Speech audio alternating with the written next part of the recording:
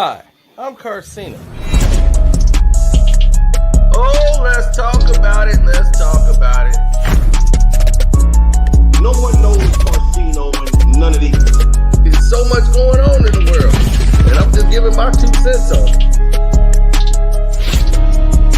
Go in and do a raid at someone's house, but you don't have an arrest warrant for them.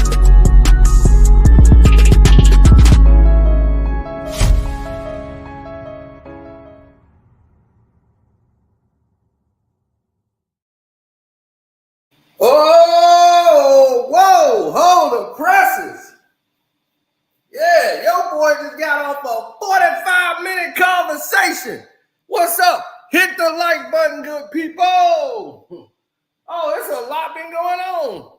I wasn't really paying too much attention.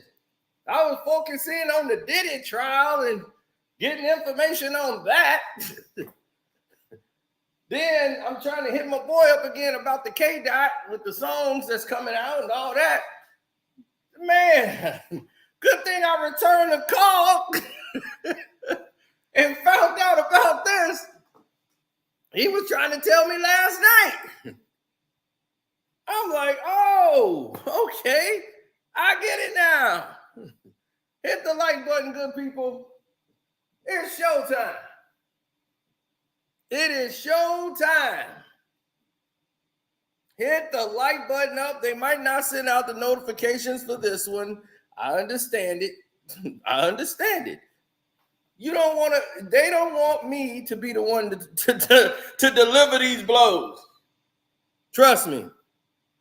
Whenever we go 2 minutes and like nobody's really in the super chat, it's a lot of blockage going on here. But I get it. I get it. That's your guy. So the league want to protect. We get it. We understand. They over here with the streaming it carefully. Sabotage. At all levels. Oh, we get it. We know what they're doing.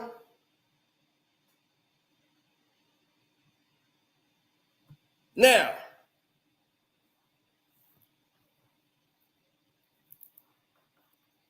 let's get to the gist of this because they don't want you to hear it, but I got to state it anyway because that's what we do. Now, LeBron James' son, Bronny James, came into the NBA under a lot of controversy. First of all, he was selected to the McDonald's All-American team due to someone getting injured, and they replaced him with Bronny James.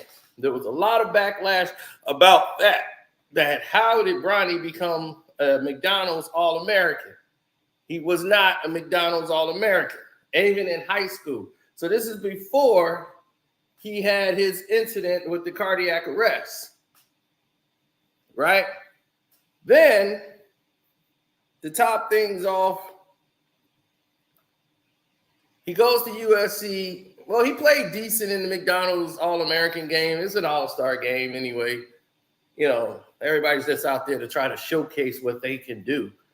But he did all right. College, career, USC. He was on a team that he was just picked there and put there to basically market and sell the games so they could put it on ESPN and everywhere else. USC already did their draft class, so they had already went through who they were scouting to get to put on their team. They didn't scout Bronny James. So Bronny James was there because he couldn't go to UCLA. So it was like, well, we can't. UCLA is like, sorry, we just can't do it. So USC was the next closest option. So he goes to USC, where he was only going to play 1 year, and it was clear if they were really serious about him having a career in this league, he would need more years to develop. LeBron's like, no, he don't. He can go right to the NBA draft. I ain't got that many years to play. So he's got to come now so he can play with me. So now Bronny is playing with his father, and it doesn't seem to be resonating, or does it seem to be resonating?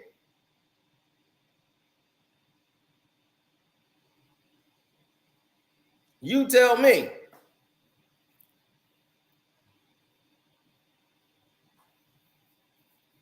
Is it resonating?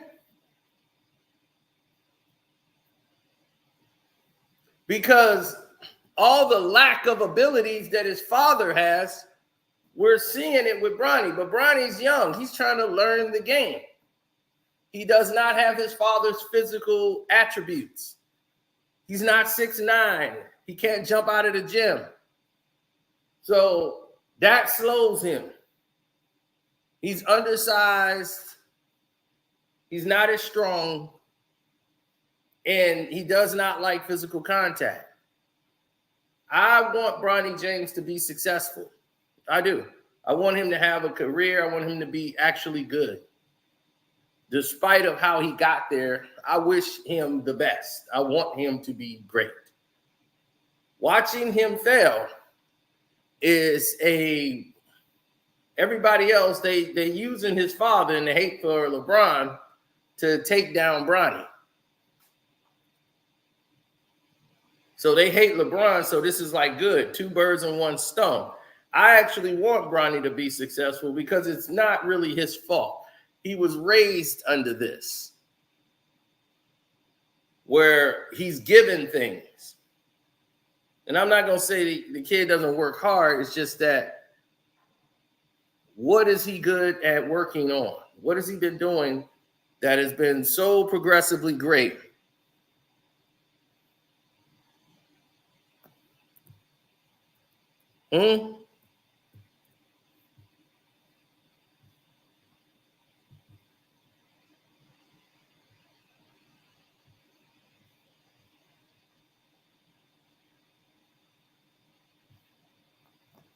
There's been nothing but problems here.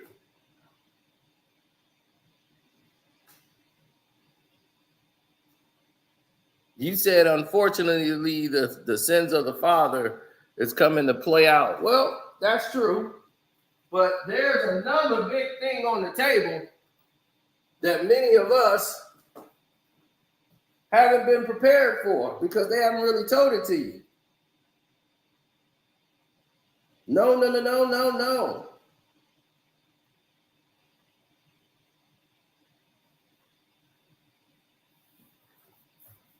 See,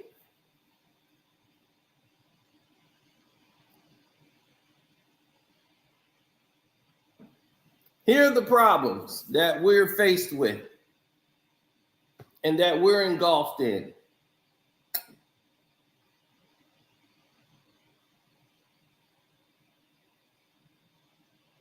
Bronny James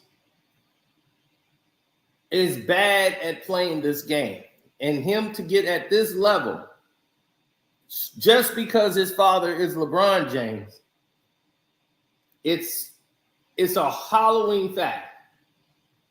Now, Luke Walton was a better basketball player than Bronny James coming into the league. And he went under a lot of scrutiny saying he's only there because of his father.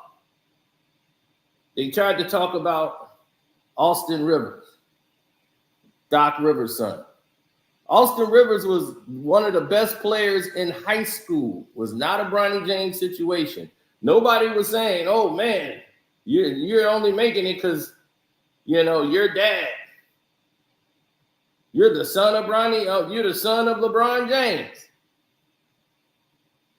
Or you're the son of Doc Rivers. Like, who was Doc Rivers? Doc's not going in the Hall of Fame as a player.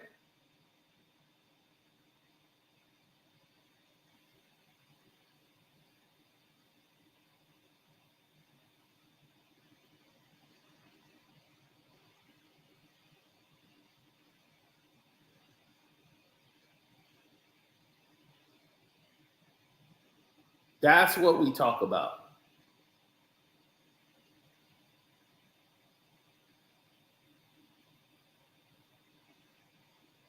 Bronny James has a lot to learn, but most of the things that he needs to learn, he should have learned at the high school level. And it's apparent it's not there. And it seems to be mental. He has a lot of things he needs to learn that he would have learned at the college level. but it doesn't seem to be there.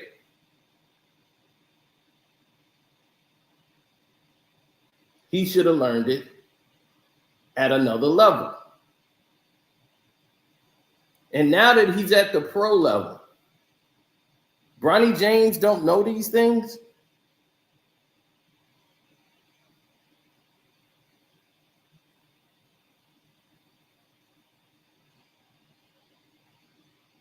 That's the alarming part. It's basic basketball IQ that you would pick up if you played on any blacktop, you played in any tournament or been coached anywhere on the team. It's clear all Bronny did was show up and play basketball and do what he wanted to do on the court. No coach was going to tell him anything. It's clear that was the case. Let Bronny James do what he want to do. Coach, he ain't running the play right. Well, you just got to run it. You got to improvise. If Bronny don't figure it out, or if he make a mistake or something like that, why aren't you talking to him? You the captain. Talk to Bronny.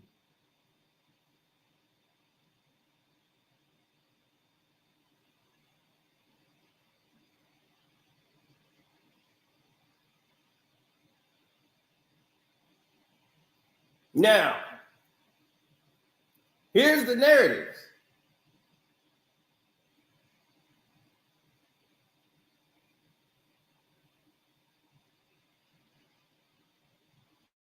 Because I want people to get it. I don't want them to be lost in the sauce. I want you to really understand what's happening here. Hit the like button too. I know y'all just got here, but hit the like button up. Here's what's really going on in the equation and what's going on. This is the real problem that you got on the table. Bronny James, because this is the 45-minute conversation I just had. They saying Bronny James got permission from the Los Angeles Lakers that he does not have to give interviews after the games. They don't have to come up to Bronny and put a microphone up to his face. Only if Bronny's feeling like doing an interview do he have to do an interview. He got permission by the Lakers, and LeBron went there like, I don't want them to do that. Bronny felt so bad after the Milwaukee Bucks game, they didn't want Bronny to have to deal with the press. How you going to protect Bronny James from the Los Angeles media? You lucky he ain't on the Knicks. Now, 4 days ago, he was gave a media workout interview and all this. So he's only sometimes you can interview Bronny James. Now, am I wrong, or didn't they get on Kawhi Leonard for not speaking when he was in San Antonio? He could not speak to the press. But when he came to the Raptors, everybody started making a big uproar to the NBA, made him have to do media, saying you got to do media, you got to talk to the press, you got to do this and that. Why didn't they put that on Bronny James? He's an NBA basketball player, right? He's not exempt. Why the training wheels? Do you want to know why? Oh, this is going to really make you mad. Hit the like button, y'all, because I'm telling you, we cooking with Crisco. I know because I just had a 45-minute conversation with somebody from the press and the media. You know, I'm media. I got my media credentials. So I'm media and we communicate.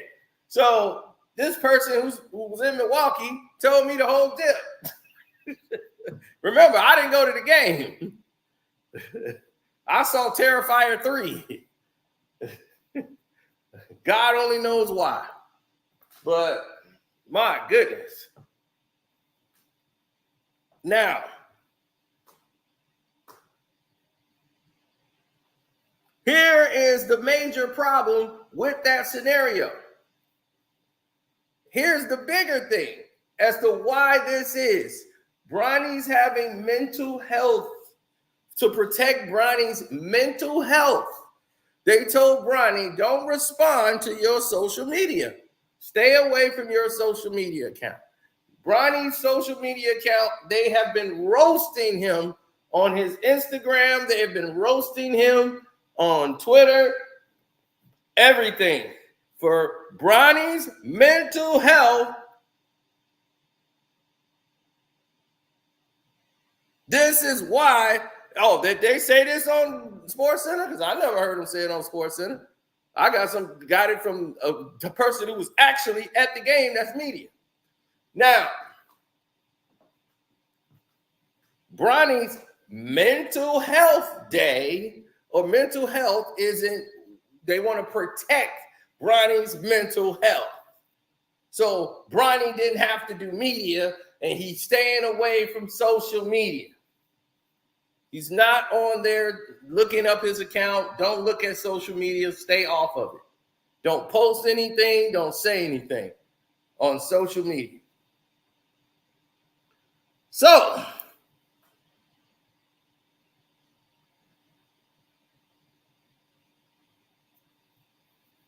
I'm sorry.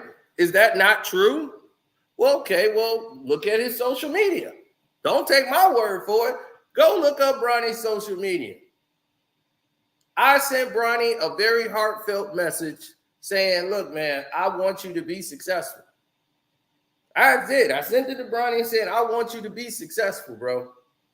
But just some stuff you got to work on. No matter how you got here, I want you to work. You got to study film. I actually gave him advice that he could use. Because Bronny James has had the best of the best given to him. Do you realize this? Bronny James have had the best of the best training, best of the best equipment, nutritionists, all state of the art, right? NBA ball players are coming over to play with you. You got NBA guys training you. Chris Paul, Gilbert Arenas, all these people putting you in camps. You doing dribbling drills all day. You ain't got to worry about a meal. Your refrigerator is full. You got a chef. Bronny, what do you want to eat tonight? Tell the chef what you want. And the chef going to prepare it. You don't ever got to go shopping for nothing. It's already there. You get clothes for free.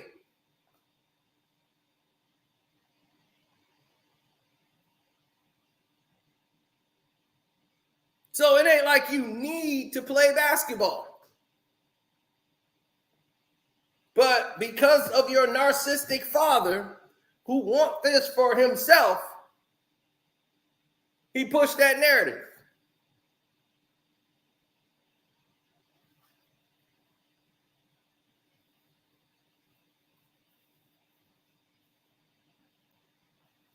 Now, here's the other thing. Bronny James has got more coverage than Steph Curry. Stephen Curry. Okay? Your best product that you have in the league that's winning championships, you're not sponsoring or promoting him. You're promoting him as if he's the past. But you're promoting LeBron as if he's the future when he's the oldest player in the league. It's moronic. Then you're wondering why your sport can't excel. Because you got Ja Morant, who is out of this world talented, as one of the best players to ever play in the game as far as a level of excitement. Everybody wants to see what Ja's going to do next. His preseason game debut was the most clicked of any preseason game that has happened this season. The most clips that was shown was Ja Morant's return back on the court. And I know y'all see those numbers, but they ain't going to promote that to you because Ja is bigger than all of these bums.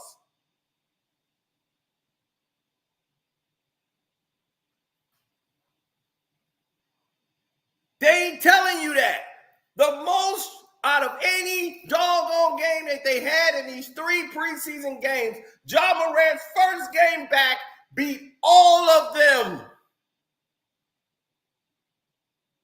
All of them. Ja Morant was trending, and he only played 13 minutes. His block, boom, that clip was shown over and over again. Ja Morant's back. And everybody was, oh, man, look how the team look alive when Ja's there. Ja generates traffic and noise in the league. Ja put out Nike didn't drop Ja. Did you see Nike drop him? They dropped Kyrie Irving, and he ain't commit a crime. Ja had a gun twice. He flashed the gun twice, and they didn't drop him at all. They just released a whole new shoe and gave him a whole new commercial because they know Ja Morant is the future of this league, and they ain't finna turn their back on that.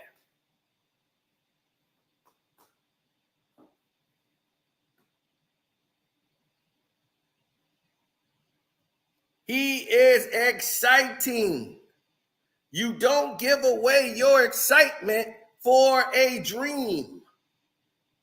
Okay? You don't give away your excitement for a dream. You put more promotion into Bronny James than you did Ja Morant.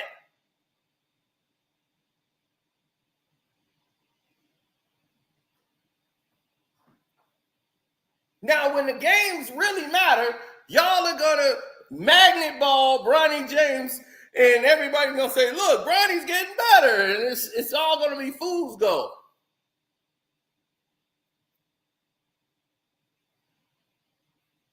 People are tuning in to watch Bronny fail. You got people that's doing that. I watch the game to see what he's doing. You got the casuals that want to see Bronny score points. I'm not here for the Bronny scoring points. I don't care about that. I want to see you play basketball. I want to see what you're doing off the ball. I want to see what you're doing that's getting better. What are you doing that's good on the floor that's working for you? And this is why you don't sit him down doing summer league. You let him play. Summer league was 2 months ago. So when the preseason started, Bronny should be ready to go. But he ain't ready to go. People are questioning, is he in shape? Because he's not even running down the floor.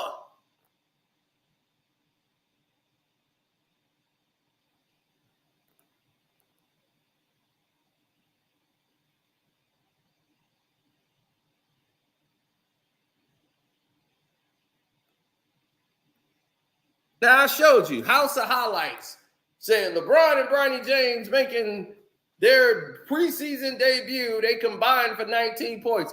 I showed them and used the same title line to show you this is how they fool you. Okay, LeBron had 19, Bronny had 0. Bronny hasn't outscored in 2 games, but more importantly, he was a non-factor in every aspect of the game. He's not doing things well, and I don't understand why.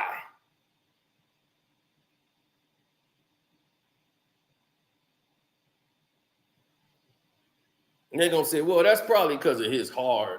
You know, his heart ain't with him. His heart ain't feeling right. His heart ain't doing this. His heart ain't doing this. His heart? If his heart is not 100%, then he shouldn't be in the NBA. If there's a risk he might fall out again on the court, then why is he playing? This is what I was saying when we talked about ego and who really wants Bronny in the NBA. Do Bronny really want it like that? Or does it matter more to his father? And I think it matters more to that Ramon James guy more than anybody else.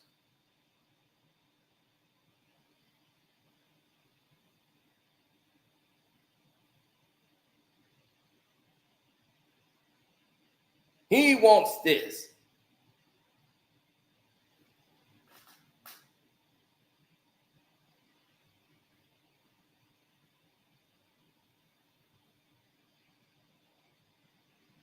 It's not about scoring points. It's how you're helping the other team win, your other teammates. How are you helping them win along with you? You're doing things to help each other out on the court. Dalton Knecht is a rookie, but do you see what he's doing? Do you see what Dalton Knecht is doing when he's on the court? Dalton Knecht knows where to be on the court. He knows where he's supposed to be on that position. And how does he know? And you don't. Dalton Knecht didn't have all these NBA players around him working out with him to get ready. He didn't have no nutritionists and all this state-of-the-art stuff around him. They benched you from a walk-on, undrafted player last night. You played 6 minutes, and in 6 minutes, it was enough to say, oh, my God. And that's when I told you, Bronny, you have to watch film. Stop playing video games. Don't play 2K. Get out of the 2K realm. Start watching film.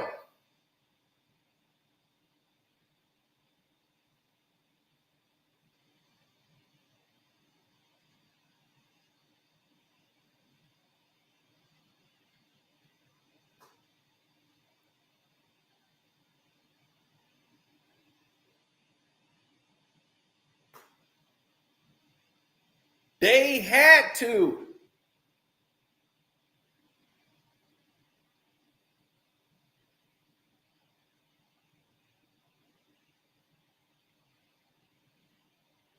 The reason that they had to, because Bronny James is someone that just doesn't get it. And he needs to watch film to see what he's doing wrong.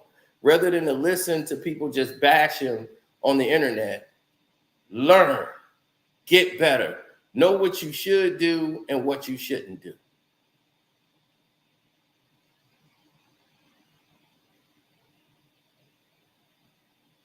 In this game, you're going to have to be physical. No one's going to babysit you.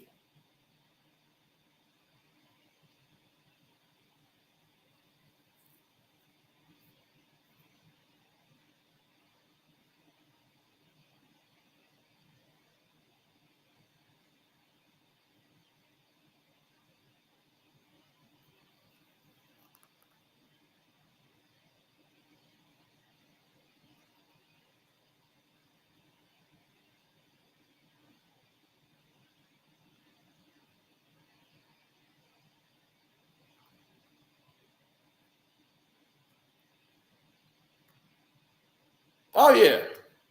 Hit the like button, good people. But why? That's the thing. Why is that the case? You see how that don't make sense? You see how that don't make sense, though?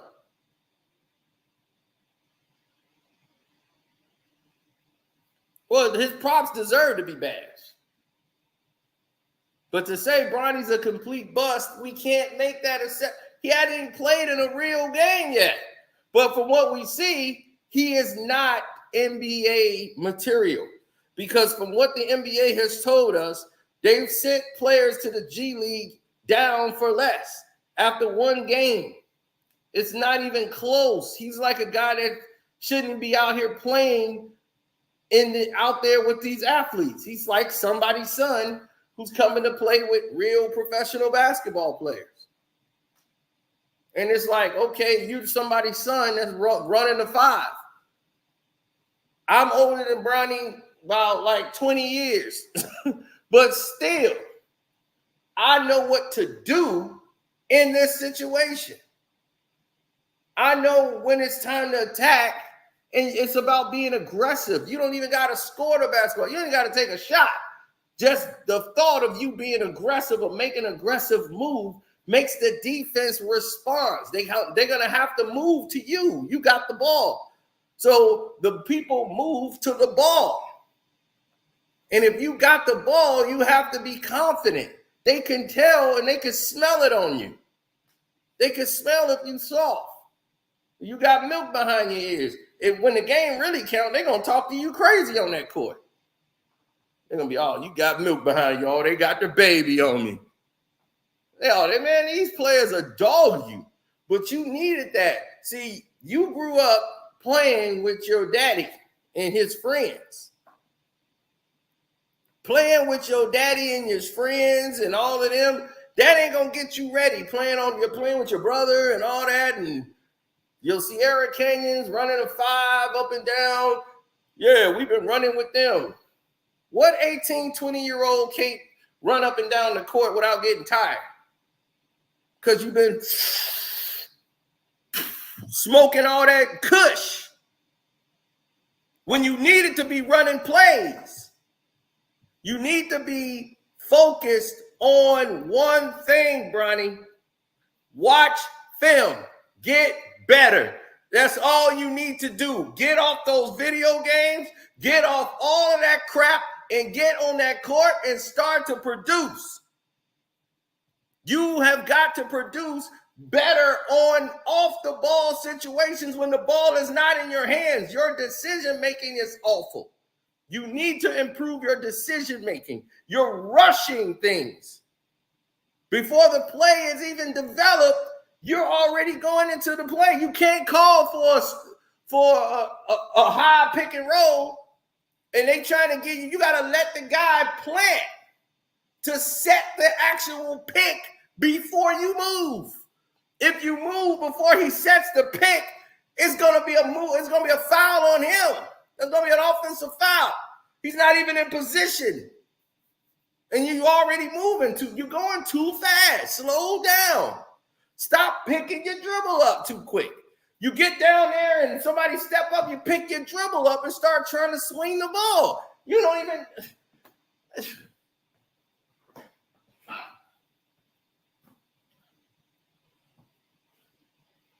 It's like talking to my cousins or somebody, man.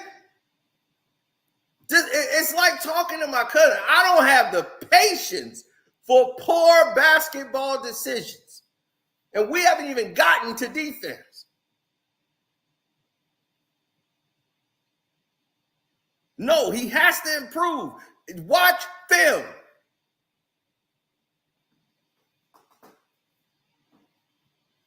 No, I already ate.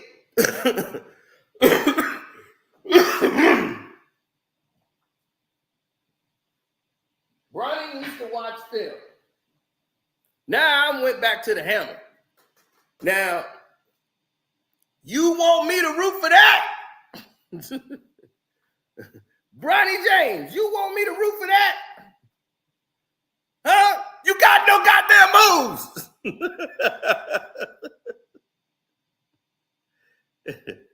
Yeah, that's a throwback for y'all.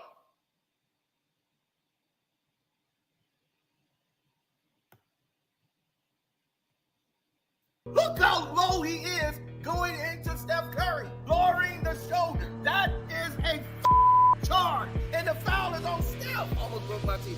Are you telling me I need to root for that? He got no goddamn move. He got no move. He can't do nothing. Damn king. For those who know, somebody saying like father, like son. Well, he's exhibiting that right now. You can't be afraid, Bronny. If your father is telling you anything, it's like, look, Bronny, we're going to have to talk because you making me look bad out here in these streets.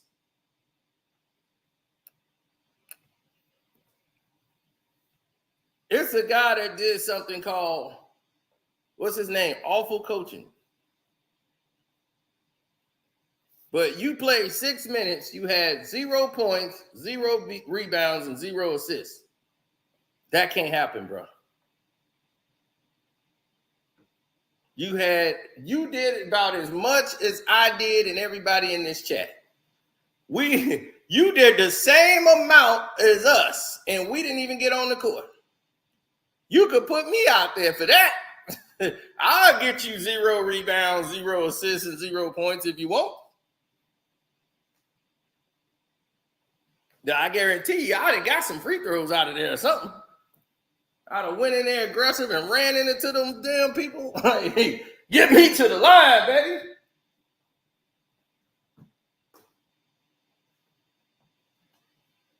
Now, it's only preseason.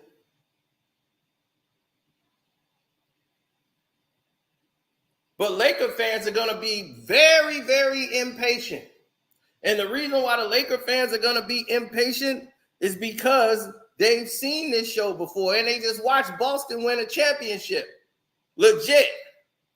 So they got all their championships legit. They done been in 2 NBA finals, and y'all sitting over here got a bubble championship and some doggone in-season tournament crap that don't mean nothing. Now, there's a guy called Awful Coaching. And you could tell that this guy knows basketball and used to be a coach because he said the same damn things I was saying. And I said, oh my God, that is exactly what I was saying.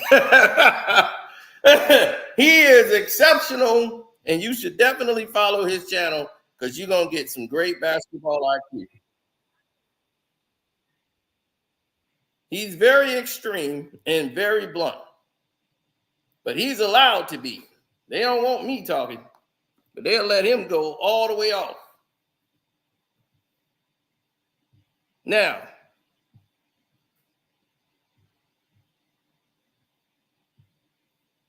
the way we see it, if I was a coach, I would be arrested. Do you understand?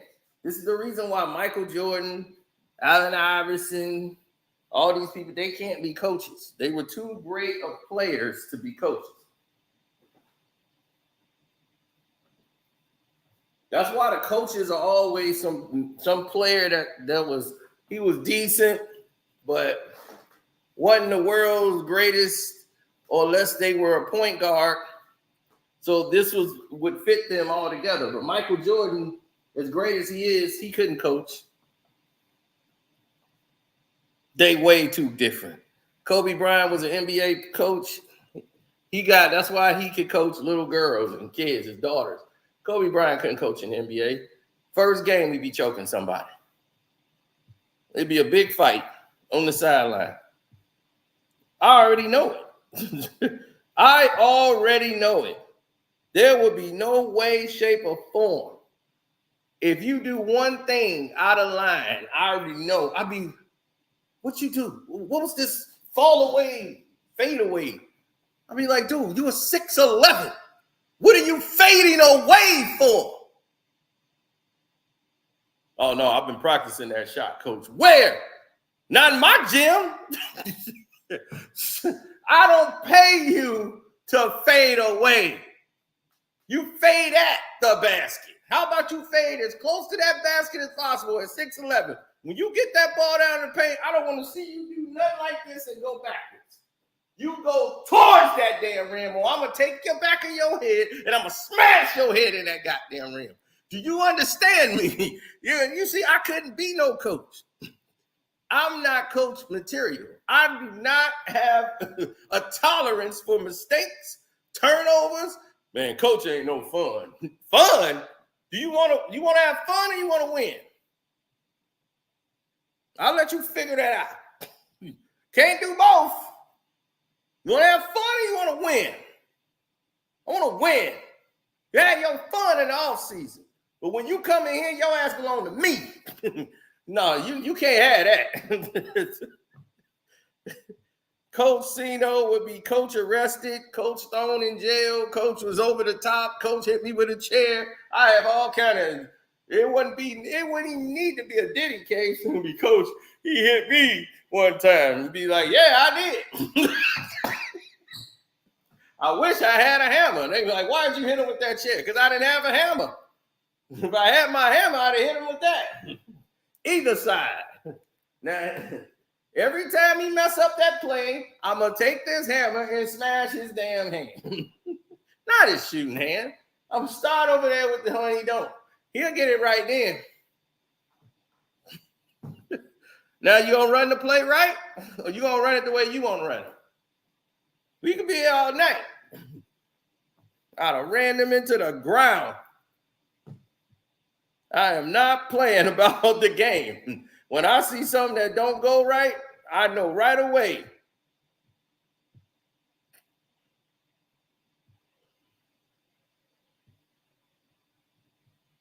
So let's get to awful coaching. Now, this play right here with Bronny James, I remember seeing this live. I want to make sure y'all can see it, though. Okay, good. Y'all can see this. Now, look at this right here.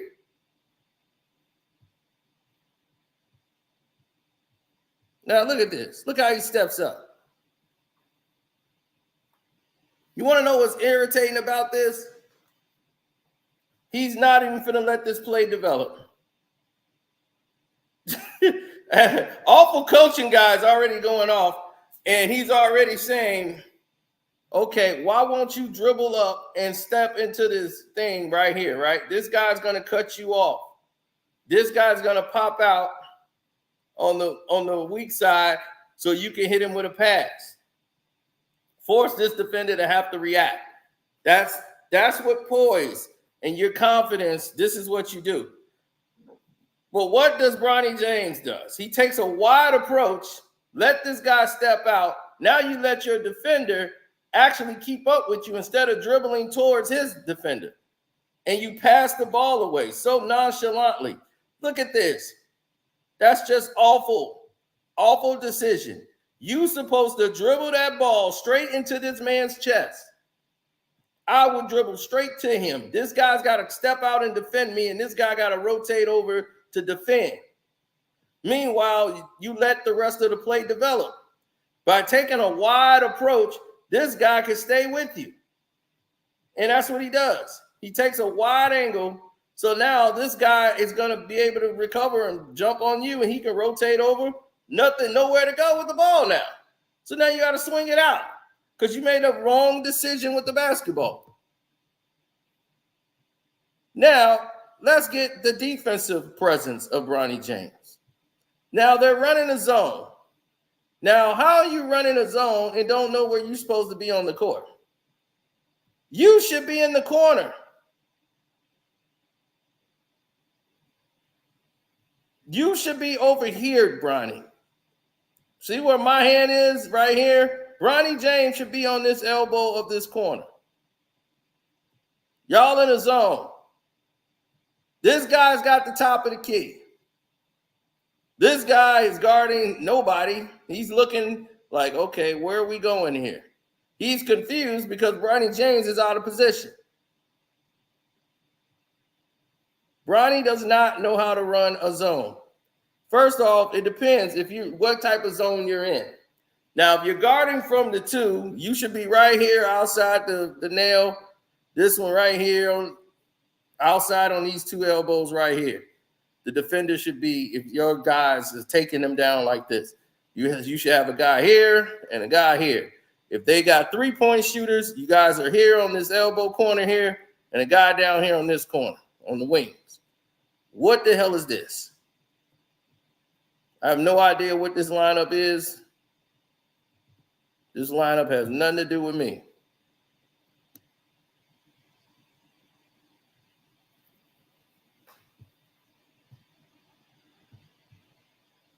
Look at this.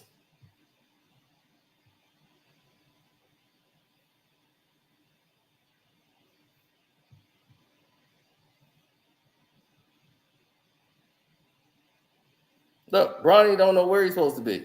Now, here's a guy right here, wide open. The guy been in this corner wide open the whole time. Bronny was guarding nothing but air. The guy gets the ball. Bronny's trying to close out now because he realizes, oh, snap, I got to get there. Now you're going to run towards the rim to try to stay with this guy now because Dalton Connect had to run and get this guy. So now you're undersized when it's go up against this 6'11 dude. And of course, you little bitty guards can't do anything. All right, here it is. Off the turnover and steal. They outlet it to Bronny James. He tips it. He gets it. Bronny James got this guy trailing him. Clearly, Bronny James could just go straight towards the basket, right? Just beat this guy and get to the rim. You're at least going to get fouled. Finish with your left hand. Stay on the outside of this guy. Stay on the outside. Do not go inside. What does Bronny James does? It's one-on-one.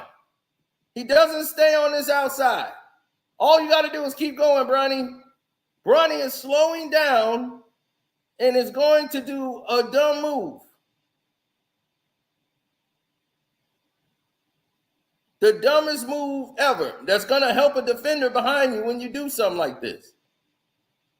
You come there, windmill something like you're going to go up and gets the ball knocked out of bounds because you're afraid of the contact. You could have went straight up into this guy. He was way out of position to defend you.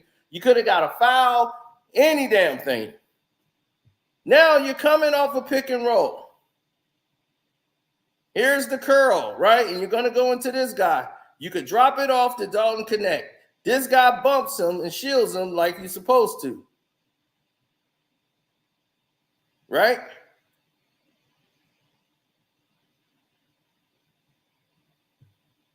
All right. Now here it is. He comes off the pick and roll.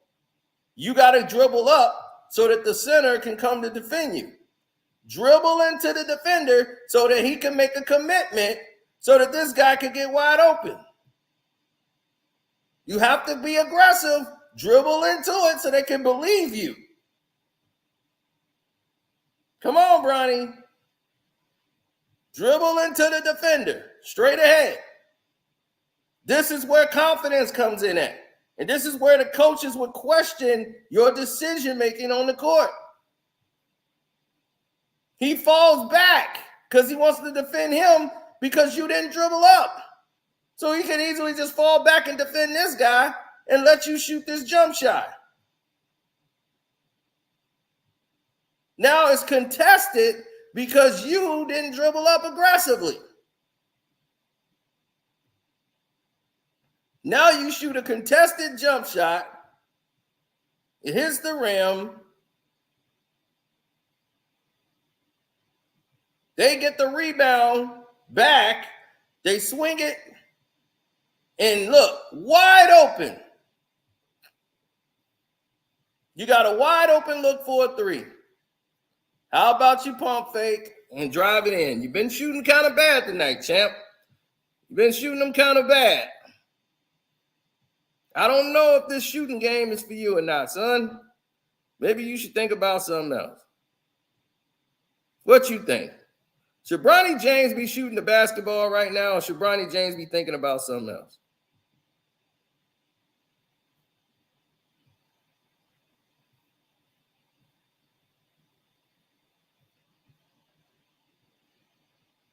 Well, Bronny James thinks it's a good idea to shoot this shot, so we're going to let him. Look at the team. They don't even react. They don't even move to Bronny James shooting the basketball from out there. Nobody rushes out to guard Bronny James.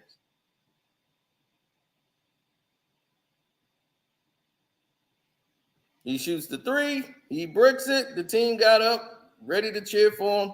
For what?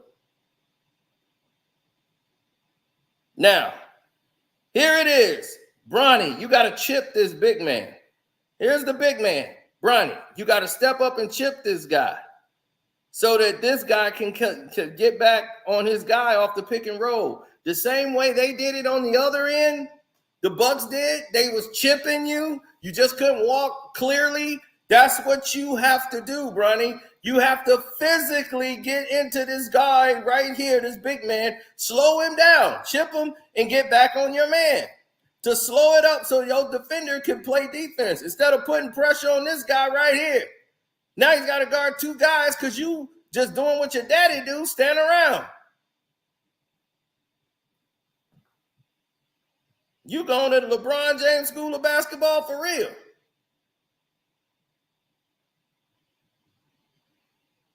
But this is common sense basketball. This is natural.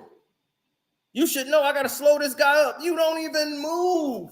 You stand right there like your goddamn daddy do, watching the things go by. Watching the play go by. Then I watch him run that play again. I'ma stay right here with my man. So they won't blame me, Bronny James. No, it don't work that way. Now you didn't help this, you done left this guy on an island. So now he's got to make a decision. Who do I guard? So he guards this man, the big man, so he can't get a dunk, so he gives up an open jump shot. That's 2 points.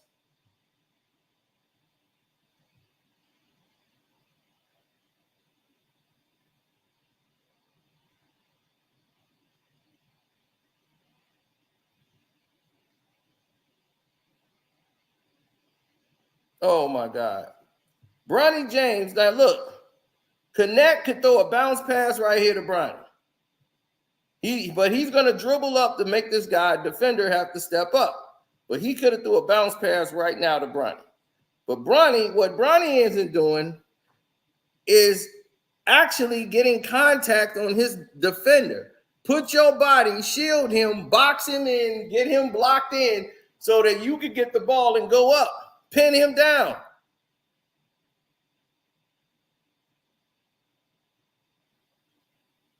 Bronny's not going to do that. He's just going to sit there. When is that going to help anybody? That's not helping you. That's not helping your team. That's helping no one, Bronny. That's not helping anybody on the team.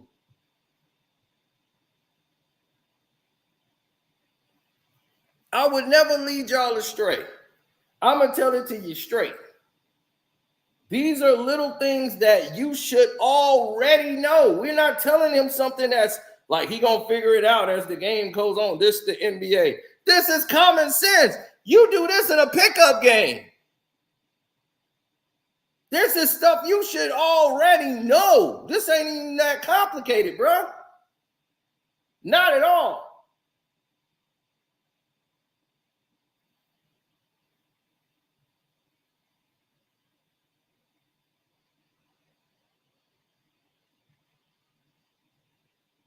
It is not that hard.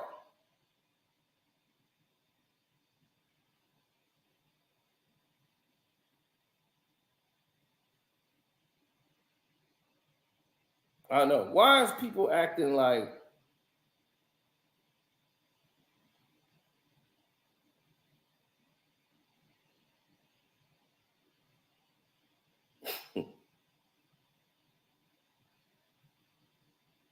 I know. And they all do it.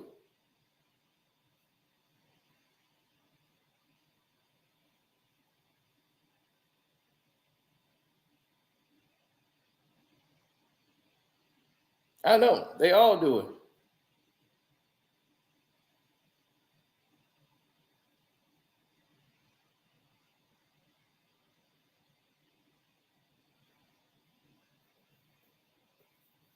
They all do it. Now, watch this play develop again. Right. Look, he draws the guy, draws the defender. Bronny still ain't pinning him down. So he goes straight up because Bronny was never in position to get the ball. Bronny never positioned himself to get the ball. Here it is. Fast break. 3-on-2 break. This guy got the ball. Where's Bronny? Bronny, let's go. Take off. Connect turns around. Bronny should be turning it up. Turning it up, Bronny. Your defender is by you.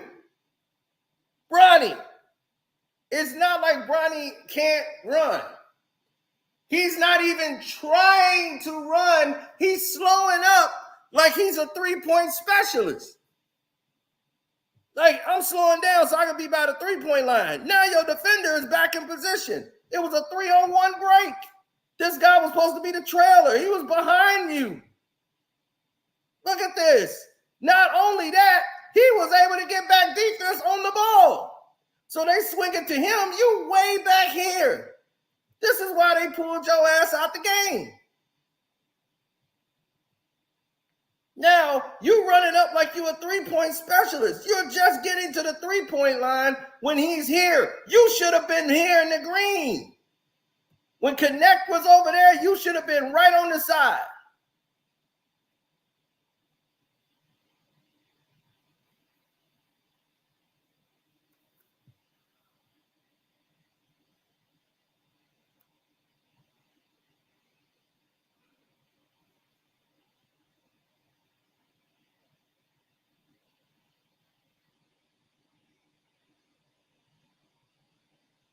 Here it is again. Look at this. Bronny, really?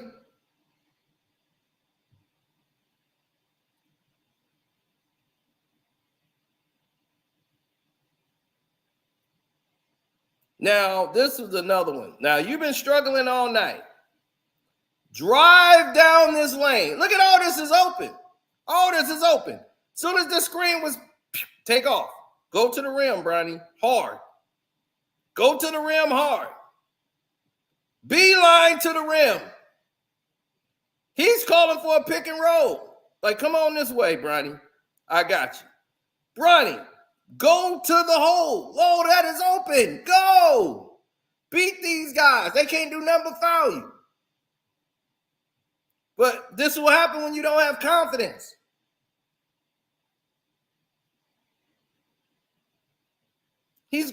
Oh my God, it's terrible. He could have went around, loop. He decides to shoot a three.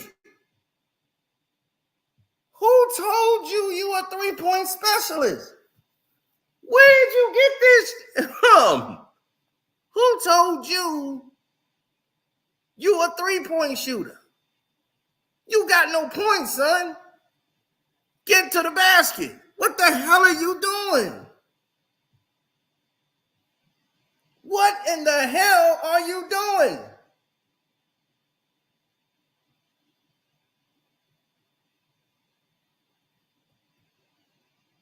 They gonna have to get the magnet ball out. That's when people really gonna see the magnet ball. When the season starts and Bronny get like 19, Bronny this three-point guy and the ball's just flying in all kind of weird angles, you're gonna be like, oh, hell no. Something wrong here, Bronny. I've been practicing all night. No, bro. That ball had no chance of going in. How the hell it just do that? Right. Physics is going to show you that basketball is not going to obey the laws of physics. Now, let's get to it some more.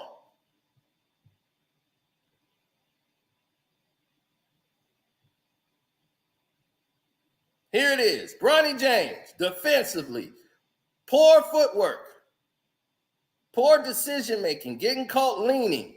This is a prime example of what we mean by getting caught leaning. Now, here it is, right? He's got two guys, ball, you, man, right? Now, they finna run a two-man game here on Bronny. You see, they got Bronny back as the defender. They got a shooter in the corner. Bronny, you already know the shooter's in the corner, right? Now, you stop right here and plant. Why are you planting so far away and so far apart, right? Now, watch what he does here. Your defender is already there.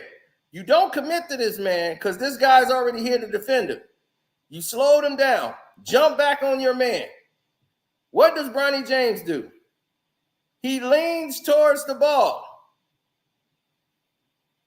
You link towards helping the defender. Now you call it leaning. Now you got to go back this way because the ball got passed and you would have had a position to get your hand on the ball.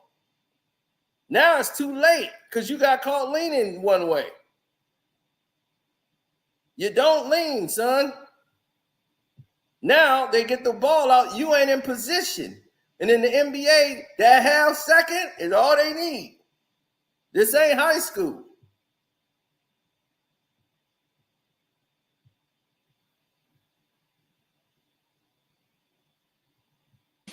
Just act like I'm saying Westbrook. Yeah, act like if you pro-black, just act like I'm talking about Russell Westbrook. Listen to KB. Act like I'm talking about Michael Oliver Candy. Just picture some other black dude because you're definitely okay with us talking about black people.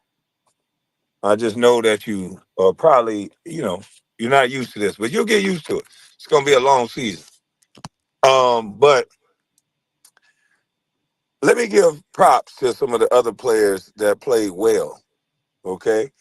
Dalton Connect, salute to you. Dalton Connect had a double-double, 13 points, 11 rebounds. That young man has been pretty consistent this entire time. And although Absolutely. he's playing, I believe this guy is going to play way better than that during the season when the games slow down. Exactly. He's going to play better than that. Dalton Connect was going to be right. And I already told people that when they drafted him. I was surprised the Lakers was able to get him in the first round. But the guy from Tennessee, he's tall, he could shoot, and he can rebound. Dalton Connect can rebound. I was like, that's something that they need, somebody that could give some help to AD down in the paint. But Dalton Connect, he's a young rookie, but he plays like a veteran. He can actually produce. So in this type of game that they play,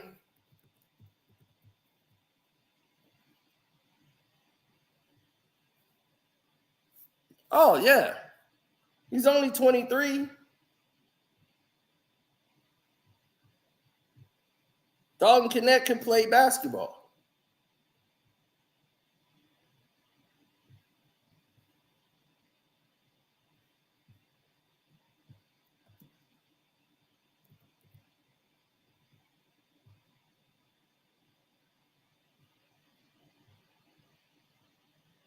Oh, the Lakers put him in that jersey. Didn't I tell you they was going to do that?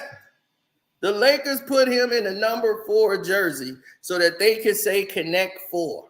Okay? It's the Lakers. That's all I can tell you. All they're about is marketing. Oh, Connect 4. There's Connect 4. Come on, man. You ain't figured that out? He was number 3 in college.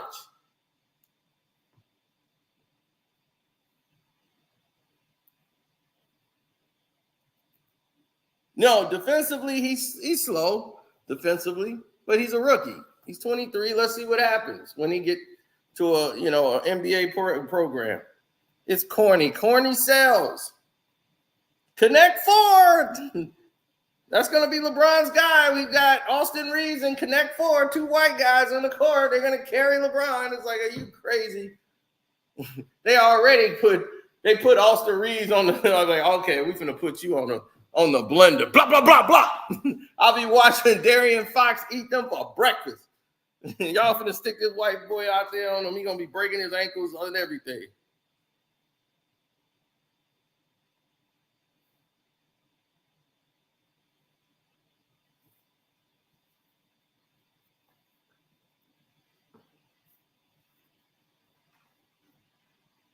Well, see, here's the problem. The West is actually better. All right? The West is actually better. A lot of teams have gotten better. The East teams have gotten better. But the West has always been the wild, wild West. You see, LeBron thought he can just come in here and be going to the NBA Finals. No, bro, this ain't the East where you beating on a bunch of teams and there ain't nobody there. You beating on Indiana every week. There was no teams in the East that could even contend. When they started to get teams that was ready to challenge you, like the Boston Celtics, they took you to 7 games and they were young. They were freshmen, rookie year. So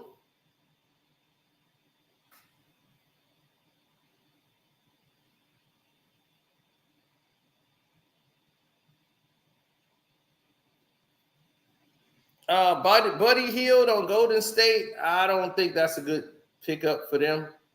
Buddy Hield is a black hole. I can't see him fitting in in an offense where he has to move the ball.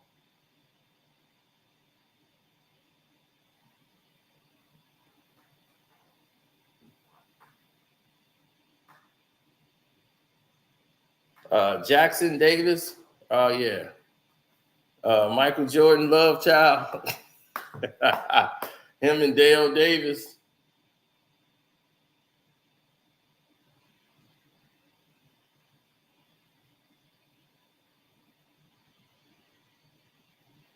Jordan and Dale Davis both hitting that chick. And she ain't know who the daddy was.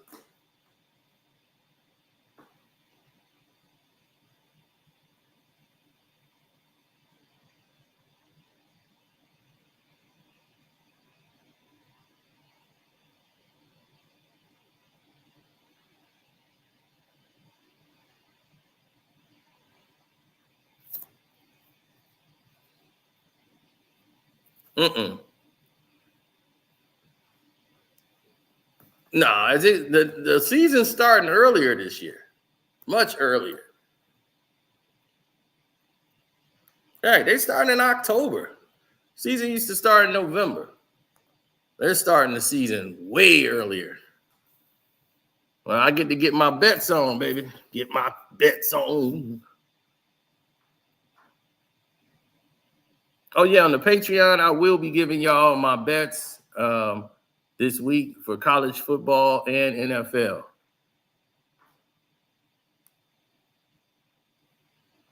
San Francisco covered, so I was right about that bet. So I already got that one sealed.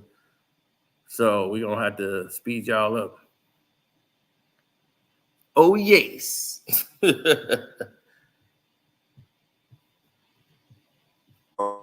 He get comfortable and he's playing with LeBron and pros that can hit him when he's open and things of that nature and getting open because of the other players' greatness.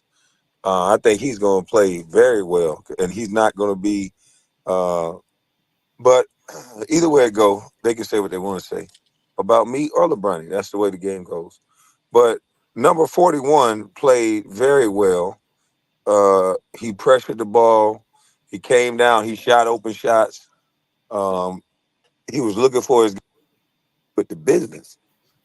So, you know, it is what it is.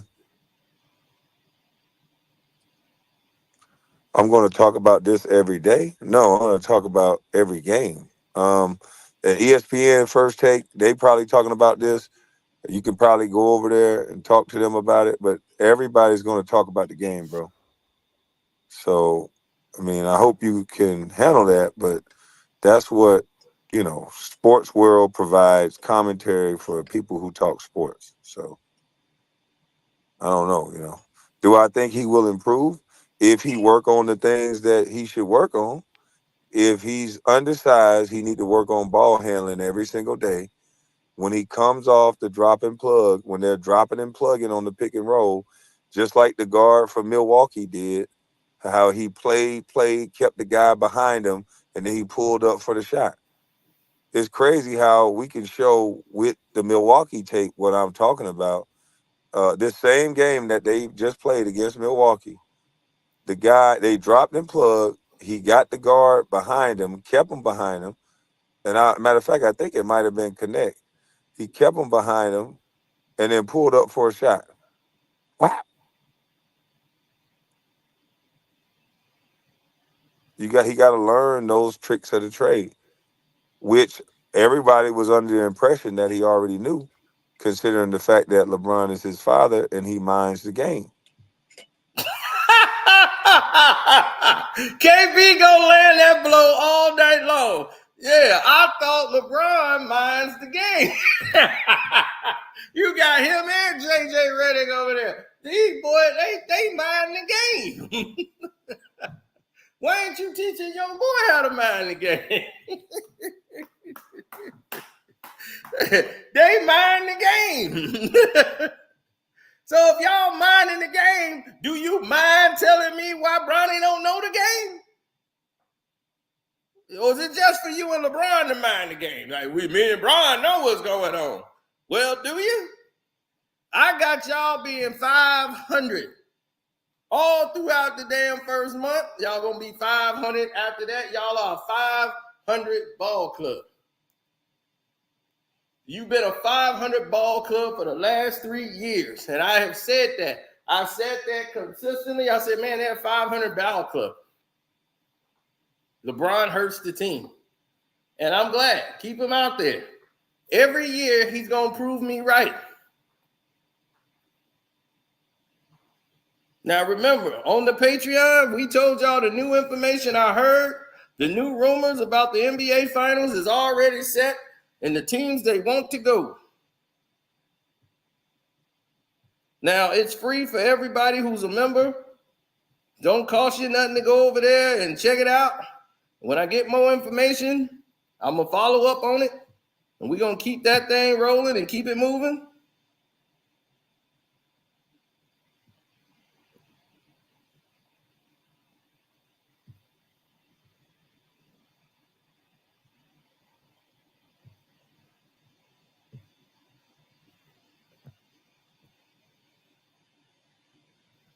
All right, let me share the Patreon with you so y'all can see what's up.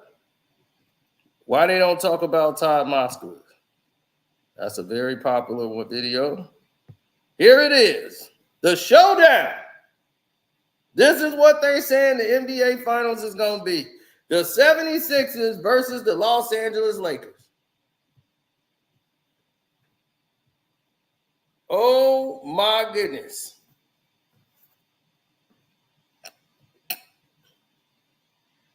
The 76ers will challenge the Los Angeles Lakers in the NBA Finals, and the series is going 7 games.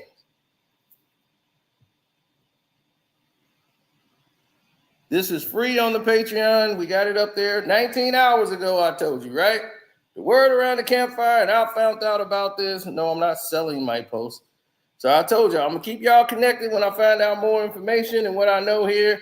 And then when we get this more information on this, we'll flush it all the way out.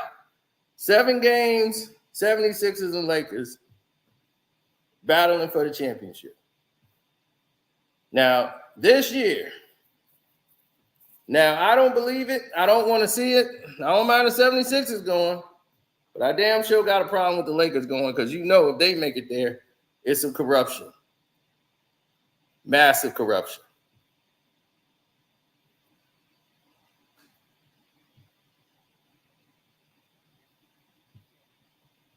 So if anybody want to come up in the chat and talk about any of this,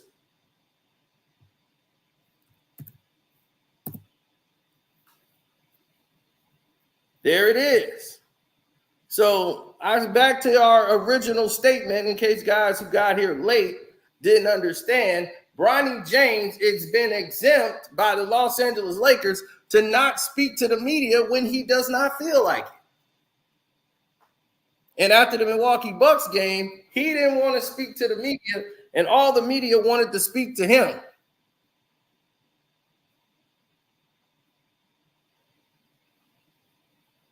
And get this.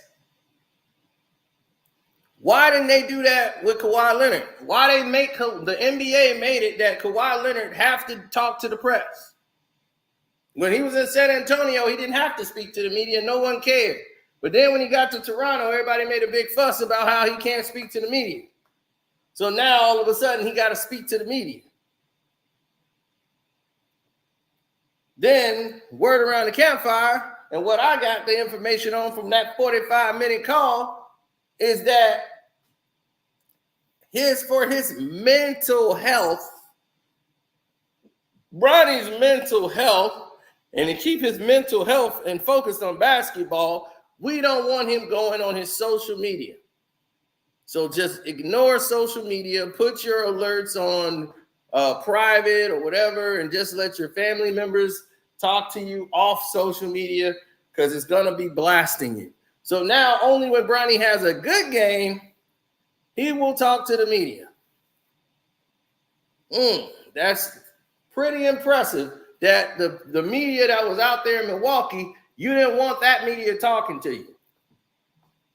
But when you get home and you're safe with the LA media who know not to ask you anything crazy like, why you suck? Why you suck right now? They ain't going to ask you that in LA. Because the people that's going to be around there, they know better. They've been trained and They will have their credentials revoked like snatch, snatch, snatch. No more games. You're done. One question will have you removed. Trust me, we know too many guys that then lost their credentials because of stuff like that. That's why I don't want to cover NBA. I don't want to be NBA media, ever. What's up, Outlaw? What's up? What's up? What's going on? Oh, nothing too much. So I know you saw that 76ers news and it broke your heart. Oh, you know that's totally wrong. You know you about to lose that again. You know. You said this You last the only time. one had the courage to step up. You okay? Hey, man. Now. Hey man, you know, listen, you gotta set the tone sometimes, you know. So what Man, do you think? 76ers versus the Lakers in the NBA Finals. Oh, so Bronny's the person that is gonna take them over the top. That was the missing piece. That's what you telling me. I He's guess gonna so. be the. I don't know He's how the they're gonna person. do it. I'm hearing they're gonna do a trade for Jimmy Butler, and I'm like, how? That don't even make sense. They don't have the money to get Jimmy Butler. if he's fighting with Miami for money, how is he gonna go to the Lakers? Because I'm like, They have no money. So how are they gonna get Jimmy Butler? You can't get another star player, and because of the way the new contract is structured, the new CBA bargaining agreement, you stuck. So the Lakers are gonna be stuck. Because of LeBron James, they came up with this rule. All the other owners is like, look, man, this has got to stop. all these players jumping on one team now. It's like, yeah, Brian started all this garbage. And now, because he brought all that in, all these young players be like, yeah, I want to go where it's warm. It's like, oh, you all can't play where it's warm. Right. They ain't got enough money to keep all y'all. Exactly. That's why they put the second apron into play and stuff like that. That's why a lot of stuff been moving. That's why on the Timberwolves had to move on from Cat and stuff. So that's why you see a whole bunch of like contracts moving. You know, the Paul George situation, that as well too. So you know, a lot of teams had to break up a lot of situations. Even the Denver Nuggets, they had to get rid of some of their pieces because of the second apron. You got to get under the second apron, or else it's gonna hurt your you know, money wise and stuff like that. You're not gonna have no flexibility. Right, you ain't gonna have no flexibility. You're gonna be into the luxury tax, and then you don't want to pay that tax. LeBron paid the tax. Well, the Cleveland Cavaliers had to agree to pay the tax. That's how they kept LeBron. Right. I mean, they kept LeBron. He took like what, like 1 million. Well, he took like $1 million $1 million pay cut or something like that. Oh no. Luxury tax mean like the team is paying like $16 million a year. Yeah, just to keep. For what? For just to get in the first round in the playoffs? With the Cavs, every year they were in the luxury tax. So that was a penalty they had to pay for being over the cap limit. So LeBron knew they were gonna be over the cap every year and was like, look, this is what I want. Y'all gonna have to pay it. But y'all gonna be making more money with me on the team. So the Cavs had to pay that luxury tax every year. Crazy. So they just deliberately violated the luxury tax. Yeah, that's LeBron right there, man. Yep. So what's up, Vondale? How you feel, Cino? I see you. Go ahead, talk your business. You're doing great, man. Keep going, man. You're doing great. Keep talking. Oh yeah, man. So what you think about it? Well, what I'm just saying is that really what's going on now, we all know the corporate, you know what I'm saying, is we got to understand there's many levels in the game. We got to talk about the corporate, we got to talk about politics, we got to talk about business. As far as this, you know what I'm saying, is we got to understand that it's good for the game, but it's, you know what I'm saying, it's not good for the people. And then what I'm saying is, what you got to understand is when LeBron doing what he doing, he got to understand his pocket, and you got to understand about the NBA. I done been around a lot of people in the NBA. I've been around a lot of. I mean, look, put it like this: I park cars for the owners of the NBA. I've been around a lot of people. I ain't gonna talk too much about what I do when I see. But what I'm just saying is, when you talk about money, we talk about money, man. And it's all just a gimmick. And like Cino, you know, there's a clown show. We got McDonald's, right? And we got McDonald's, and we got, guess what? we got the clown, right? Yep. So LA is McDonald's and LeBron is the what? All right, The then clown. LeBron lose chips all the time. B, you know what I'm talking about. Hey, look, Cino, you know I'll fuck with you, but we gonna keep it business, right? Right.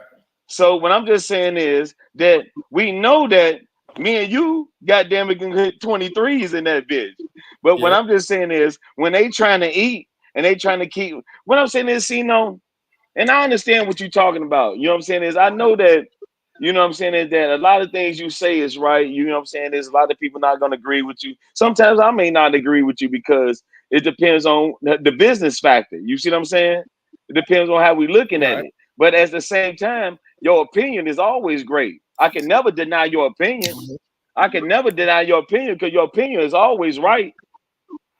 But at the same time, we got to look at it that as black men, as black people, as youth, as we come through the hood, as we come through doing what we do.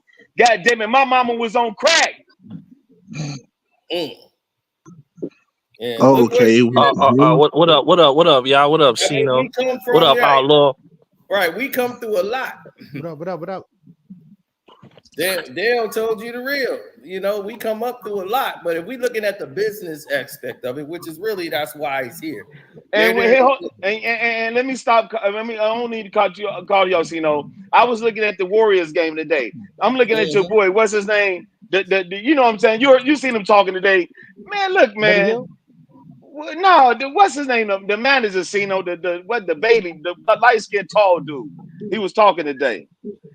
He was just talking about the game, like, and he was just saying like they was in Hawaii. You know what I'm talking about, Cino. He was talking about they was in Hawaii. It's preseason and all that. They got Buddy Hield. He gonna take your New boy's Splash spot. Brother. Yeah. No, he the new Splash Brother. You know what I'm saying? His ass, he walking like his ass tooted up, like he in that motherfucker. You know what I'm saying? His like that motherfucker. Man, that nigga walk funny as hell. What I'm just Yeah, saying well, is, the thing I is, just. oh, you talking about Dunleavy, right? No, yeah, Dunleavy. Oh, here we go. Casino Dunleavy. Right. Oh my God. Lord. Yeah, see, here's the thing though. And Go Cino.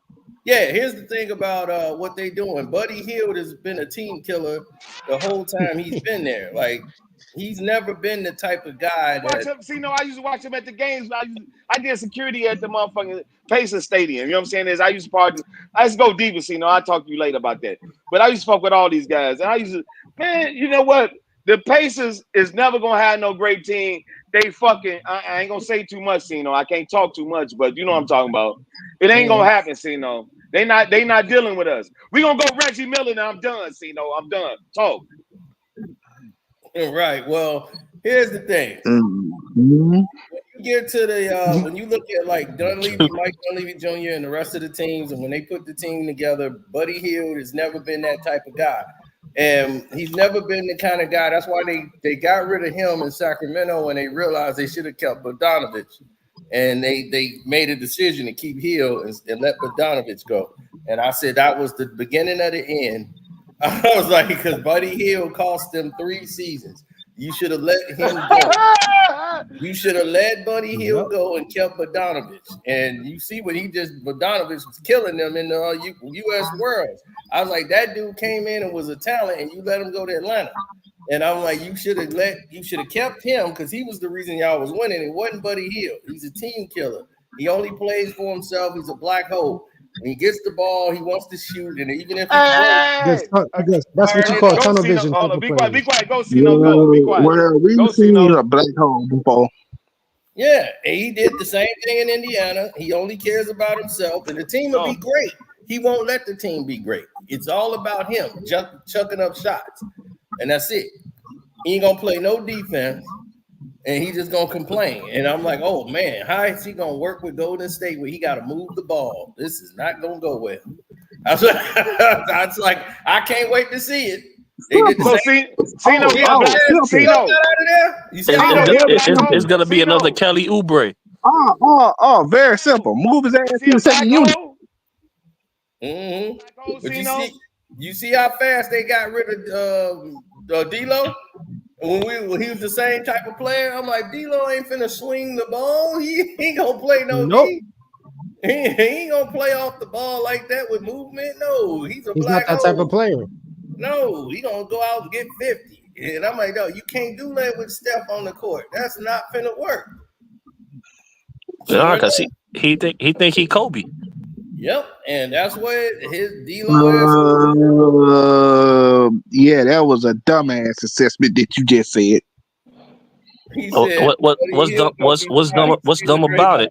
Buddy Hill think he Kobe. Because you said, I'm like, I thought you was talking about D-Lo. I was like, man, no, I ain't talking about no D-Lo, man.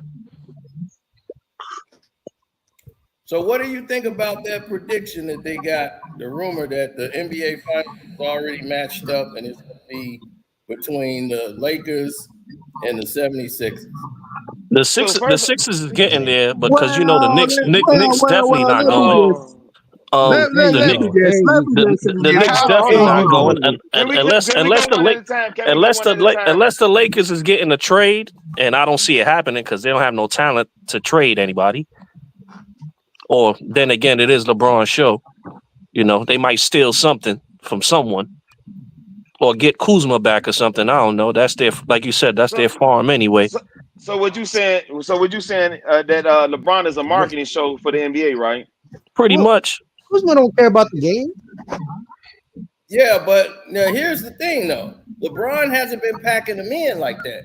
Like the Lakers ain't had no sellouts. But that's why they brought his son, Cino. Well, who's going to the game to see a brick masonry? Anytime you want, guess what? You're not gonna do it. Why? Because you know if I leave, Bronny's gonna take all the fans are gonna leave with me. Yeah, the Lakers, they LeBron last year said that.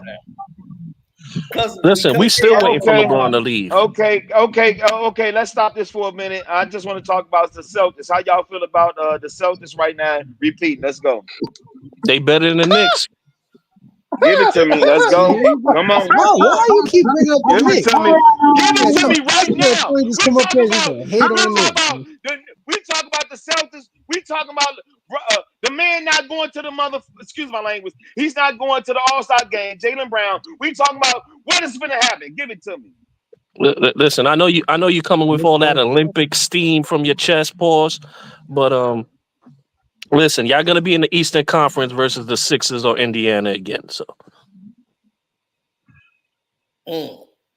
that's pretty much it. What I'm saying is it's still. What I'm saying is. What I'm saying, Cino talking about Philly, he talking about LA. So you gonna tell me we're not talking about a two-peat? Only thing I'm gonna say on this, going to the Eastern Conference Finals against the 76ers. All I'm gonna say when it comes to Boston is what opposing team is gonna have what opposing team that Boston's gonna play. I'm sorry, I got Boston coming back. I got Boston repeating. I got Boston going in. No, it's a possibility. It's a possibility. I got Boston coming back. I got Dallas. I got Dallas with Kyrie Irving because they ain't gonna last because that motherfucker, European motherfucker, he's so caught up in fucking fame and fortune, walking the Chinese bridge. Fuck that shit. He's done. Okay, well, I'm just saying is, gotta watch the there's too much F-bomb. What is wrong with you, man? All right, let's go. We go on YouTube. My phone. Gotta watch the F-bomb. That's why I be correcting myself. I'm gonna say, y'all go. I'm sorry. Yeah, I get you. Nah, I think to be honest, I think Phoenix going to the championship because they got a point guard now. Phoenix? No, man, I don't care who goes. Anybody can go in the West. They can send Minnesota. You can send Kent-Man up there. I don't care. As long as LeBron James' ass ain't nowhere near the finals. Cino, I don't want to hear nothing about no Kent-Man no more. It's over. I don't want to hear nothing about this dude who day strippers and have babies by porn stars. It's over. I don't want to hear it, dog. I mentioned that. I mentioned his I'm tired game. of him. Nah, Cat Man gonna have to show how to he gotta have to show if he can carry a team now. Cat not there. He gonna know the meaning of Julius Randle. In the fame game right now. I'm gonna basically say it like this. I'm gonna basically say it like this. Now that the trade happened and everything, the trade is official. You know what Ant-Man is thinking right about now? Thank God. Triple I. Thank God he's gone. Why? Carrying him. The cat was carrying him. What are you talking about? Carrying. Listen, Cat gave him. Listen, Cat. Who think is winning the game? Carl Anthony Towns gave him space so he could play 1-on-1. Julius Randle gonna be in the paint. Oh my God! He's gonna want the ball. That's what I said. There's not gonna be no space for Cat Man. Who's gonna be the shooter now? Gobert? No, no. He finna go buy a season ticket to the Bulls and say they going to the finals. And Cat, he one of them guys, Cino. Y'all not paying attention. Cino, he one of them guys talking about, I got season tickets, you want to see? You like, no, I'm busy. Cino, I'm busy. I'm gonna go on live with Cino right now. I can't make it. Yeah. I just want to see what's gonna happen to this dude over there from the Bulls. Damn, I forgot his name. He ain't played so long. If the Bulls ain't hiring nobody for projects, we don't want to hear him. Nah, not Lonzo Ball. Number 8. Oh, you talking about Wow, I forgot his name. Dang, I forgot. Oh, Levine. Levine. I just want to see where he's gonna go because he's gonna be a big piece for somebody. Pause. But ain't nobody gonna want to get him because of his contract. They gotta stop this, man. Like this Draymond Green and all these people, they gotta stop this. Draymond Green. What's going on with Draymond? Your cousin Draymond Green? Cino, your cousin? Hold on. I think he knows how to work.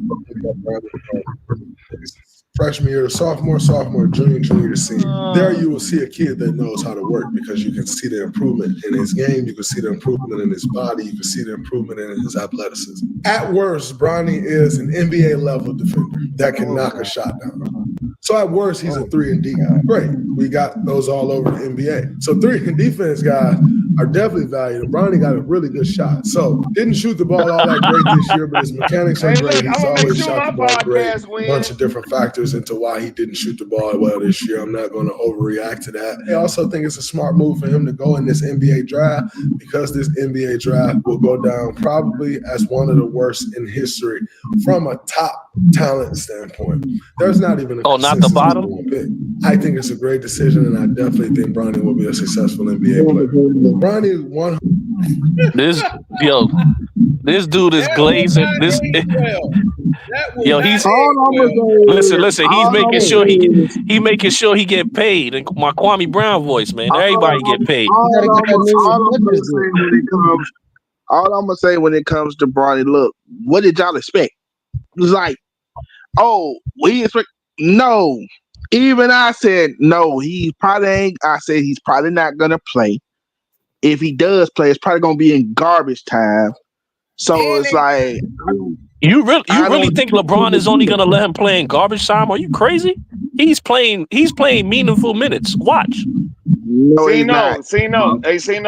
He's coming off the bench. That's all. Hey, look, he like the dude that he didn't coach his son, and you can't really beat his ass. You can't say nothing to him, but he trash. Yo, they got rid of his white girlfriend and gave him this girl. This is Bronny James's new girlfriend, and she's a bigger deal than you think. Meet Parker Whitfield, the daughter of a Hollywood power couple, actors Sally Richardson Whitfield and Dondre Whitfield. Yeah, DeAndre Whitfield. That's their daughter. And now they done hooked up with Bronny James, so now she finna get that bag. You know how Sally Richardson has slept with everybody in the industry. Tupac. Oh my God, not Sally. Yes, it's Sally Richardson. Oh no. For $49.95. Oh, what a deal. Danielle, when she got old and realized that she was all credit up, Danielle Whitfield, he was all, he's one of those brothers. So he took him on in. He wife thought who got old. She was an old hoe, and she found love, and then she got him with the babies and everything else. She had a ball of clay. And now they got these kids, and now she hooked her daughter up with Bronny James. How did Sally pull that off, Sino? Because there's always gonna be suckers out there. No. I'm talking. Hold on, my fault for cutting y'all. But Sino, Sally though. What I'm saying is that's why I'm saying that LeBron went to Hollywood. What Sally got to connect with LeBron? Hollywood. She's an actress. She's known for all these. She's been on TV. I know. But I'm trying to see what that plug so this is a Hollywood girl, Hollywood couple. I mean, you don't have to say no more than that, man. She done smashed her way to the top. But Sino, we trying to get to early August 2024. We trying to get to the what did the meeting happen, Sino? Right, look, she at the Olympics with him. Look, she all pulled up with him. They all holding hands. Yeah. Look into that. It's all a connection. And then I found out. You know how that goes, man. The agents hook it up, and then that's it. Yeah, okay. Okay. How old is she? What is she? She like is she black? Is she black? Yeah, she's black and whatever Sally is. She black, Indian, and all that stuff. Yeah. Who Sally was fucking with that was black? She Danielle Whitfield, the actor, the black actor. So that's Sally Richardson. There we go. There we go. Yeah, she's following her footsteps. Gotcha. No, but Draymond Green don't need to give no advice on somebody. Hey, Sino, you know what I'm trying to do? I'm trying to see if I know somebody who they know. Oh yeah, Antoine Fakou. Don't worry, I'm trying to see if I know somebody. Yeah, that's Antoine Fakou's son right there. That's okay. See, I'm trying to see in the hoop. Sino in the hoop circuit. I'm trying to see. Sino, This one is gonna be nice though. Sino, I just met between me and you. I can say something right now. But I got to go more in detail. I just met this chick in the IU hospital. She just flew from Florida. I'm saying, long story short, man, her boyfriend played for the NBA. He just got killed or something. He was in a murder or something. It's real deep. I talked to you about it, bro. It's going down. It's in real time. It's on CBS, so it's real time right now. You know what I'm saying? Oh man, I'll talk to you more deep on that. All right. Yeah, I got a number, man. It's scary, man. She want to come to the crib. I can't do it because it's something deep. You know what I'm saying? Yeah. You can't. Yeah. Watch out for females that partners die. They got a black cloud on them. This shit was crazy yesterday, man. She was in I can't even talk about it right now. My life is crazy, bro. I can't talk about that. No, it's just somebody. I can't talk about it. I'm saying it's something. It's something that happened, and I just can't talk about it. See, no, what I'm talking about. Then don't talk about it. Then, but back to Bronny. Yeah. Now look, Brandon Fakou is his buddy, and he over there with it. Like I think Brandon Fakou used to smash it too. Party at the party. Puffy playing with his nose now. So both of him and Bronny are best friends, and I think they both had this piece before. So it's wild as hell. Brandon got a new broad. Yeah, they pass him around like a baton, man. Yeah, so it's some craziness going on. I had to check with my cousins because they keep up with that. They keep up with that 24/7. Nah, but Bronny Pac smashed Sally Richardson like everybody else. Oh no, Pac smashed him. That was his. Oh yeah, that's he wasn't how cuffing that. Pac got into it with her longtime boyfriend. Snoop. No, it wasn't even Snoop. That's what I'm saying. Snoop smashed too. This the thing though. Pac smashed when he got out of jail. Snoop was smashed when Pac was in jail, but she was from South Central. That was the lead OG Bobby Johnson. That was her main boyfriend. Oh damn. Yeah, that was her main boyfriend, was OG Bobby Johnson, and him and Pac got into it. OG Bobby Johnson. OG Bobby Johnson, man. Oh, we need a truth behind that. Oh yeah, I'm gonna give y'all the truth behind that. That's gonna be on the Patreon first. That's Let the me stop. Patreon first.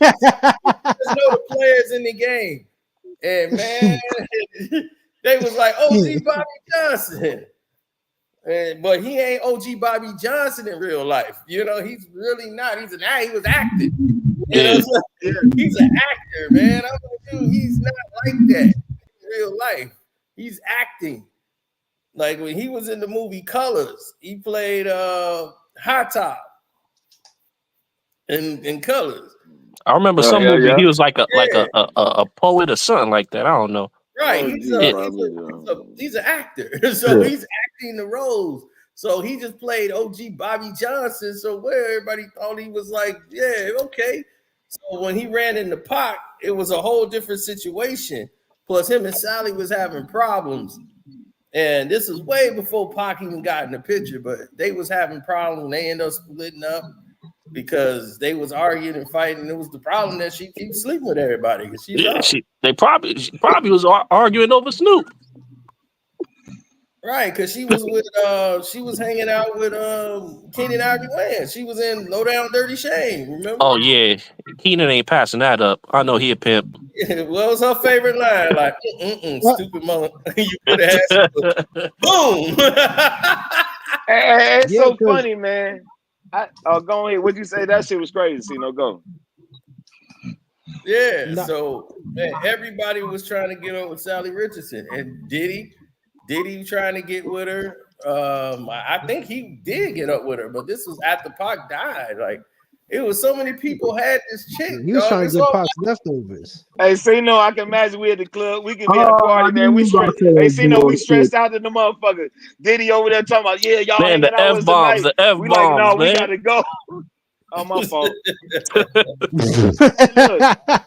Y'all messing up C-No Money, man. Man, Diddy had it. Like she was a pass around, and then this dude fall into the trap and marry her. I'm like, dude, you know it's gonna be that one person. Yeah, and it was the right type of dude too. Don, yeah, he's a good guy, and all this. The good guys. She just got tired of playing the whole role. I was going through my whole phase. Women always, they the one come up with all these fancy phrases. And all these, I was just a whole phase, just to make it sound innocent. I was like, y'all the one coming. Hey, it's so crazy. It's so crazy. You know how you date a woman and she say like, "Oh, I'm sorry, I was young at that time." Yeah, and they be 37. Yeah. Like I was young. She like 37. Yeah, she was like, she was like, yeah, you know, I just was young and I just didn't understand. You was young, so you was young, and you went to the hotel because he had a Corvette, and you got stung like a bee, huh? Mm-hmm. Nah, when they say they was young, it's cause unfortunately, and you know, if you're in the hood, you know how it goes. They start at 12, 13. Hey, come on, no. He said they started at 12 or 14. Facts is facts. You know what I mean? Like they getting picked up by the best cars in the world. You'll see at high school by the drug dealer. Dog, when I'm dating a chick that got the fattest ass in the hood, that's not a good sign. That was not a good sign for me. I said, this is not going to go well. You ever had one you had to go show your boy? It was so huge. You like, man, you got to see this. Man, oh man, I knew this one. I was like, I better enjoy this ride. All the attention was on you? Dog, it was, dude. Yo, bro, you're gonna have beef all day. He had, how many kids he had? Right. Man, wait a minute. I thought I had that. Oh man, I amazed myself with pulling that one, and I knew it. I said, I just ain't gonna last long because I got to go to work. And when I come off work, dog, I come off work and I see like the summertime. She's on the hood with her cousin, and they just twerking, and they got the 12. Oh yeah. Boom, boom, boom, boom, boom, boom. The car. Oh, it's over. It's over. Got on some cutoff jeans, bouncing. It's over. On the hood, her coming. Hey, I'm like, oh hell no. I got one. Hey, girl off the car, man. I was like, what the fuck is you doing on the hood of this car? She was like, no, we just dancing and all that. I was like, oh no, I can't. You making me look bad out here. I'm getting texts at work about this. In there, just take full advantage. Hey, what? You get text, she twerking. Now I'm like, man, the dude got on 24s, man. The car was all, man, it was nice. Yeah, I was like, hey, paint job, everything. I'm like, I don't mind. I like the car is nice, but god damn, they got 2 12s in the trunk, bumping it in the car. It was it's like a car show. I knew it was gonna be gone. I was like, "Yep, she's on the clock. I can't throw it away." You can't do nothing about it, man. Gotta hit that a couple more times. Yep, that's all you can do. Just have some fun with it while it's there. Hit this a couple more times before I let it go. Like Kanye said, he had like Kanye said, he had to snatch out. Man, her mama was built like that too. I'm like, damn, your mama built the like mama, this. the mama, not the mama. Her mama was built like that. So in the words of Juvenile, her mama got ass too. Her mama, like I used to tell my girlfriend. It was the song like she get it from her mama. That's what everybody was like. She get it from her mama. Juvie voice. I always judge them by the way their mama used to look. And I used to tell them all the time. I said, your mama had gold teeth, and she wore that little hairstyle where it was like slick to the side, and it was in the ponytail up top. Oh, your mama was a hoe. Oh yeah, you could tell the whole mamas already. You could tell them. Because they still trying to smash. Right, they ain't changed. Oh yeah, most definitely. Especially when the whole mamas ain't changed yet. They still like that. I'm like, your child in her 20s, 25 years old. You looking all nice. You in the club. You in the club. Wait a minute. Don't you supposed to be at home? Right. I drove him out there to see his chick because I wasn't finna give him my car. I'm like, look, man, I'll drive you there. I can't have you tie up my car all day. So I was like, man, I'll drive you out there and you can go see her and stuff. We drive in there. The mama's the biggest freak in the world. And she was fine. I was like, you better cash in. She walked around with me, and I was like the third wheel, like I was the driver. I'm sitting there chilling, like, hey man, y'all, you and your girl. Then the mom come walking in with this. She was like, "Mom, you do this all the time." I'm telling you, and she looked like Miss Parker. That's her favorite statement. Stop! You do this all the time. Those that time, that moment, in the situation. I would do it. Hold on, let's see no talk. Let's see no talk. Hey, look, Corey Hogan talk. Right, I started talking with her, and we was upstairs in her bedroom. We were talking in there, and she worked for the movie company. I already told this in the hood story. She worked for the movie theater, and they have Martin Lawrence. Like she put up all the marketing posters and all that. She was giving me T-shirts. It was like I won a goddamn prize. I'm like, damn, I'm getting. T-shirts. Yeah, I remember this. Yeah, I got the nothing to lose by Martin Lawrence that was coming out and all this. I'm like, man, I got all this shit coming in. I looked up there. She got all these trophies. I'm like, martial arts. Damn, I'm like, man, you into karate too? All right, that's what's up. She's like, yeah, my husband, like, he's a 3rd degree, like, hey, you better get your ass up out of there. You better get up out of there. And he came right. He came right.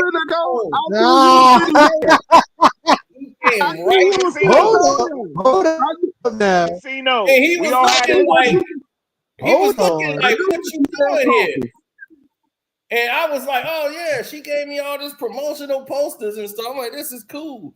And she was like, no, this is Kevin. Yeah, he came and dropped, what's his name out to see her. I was like, yeah, thank you, miss.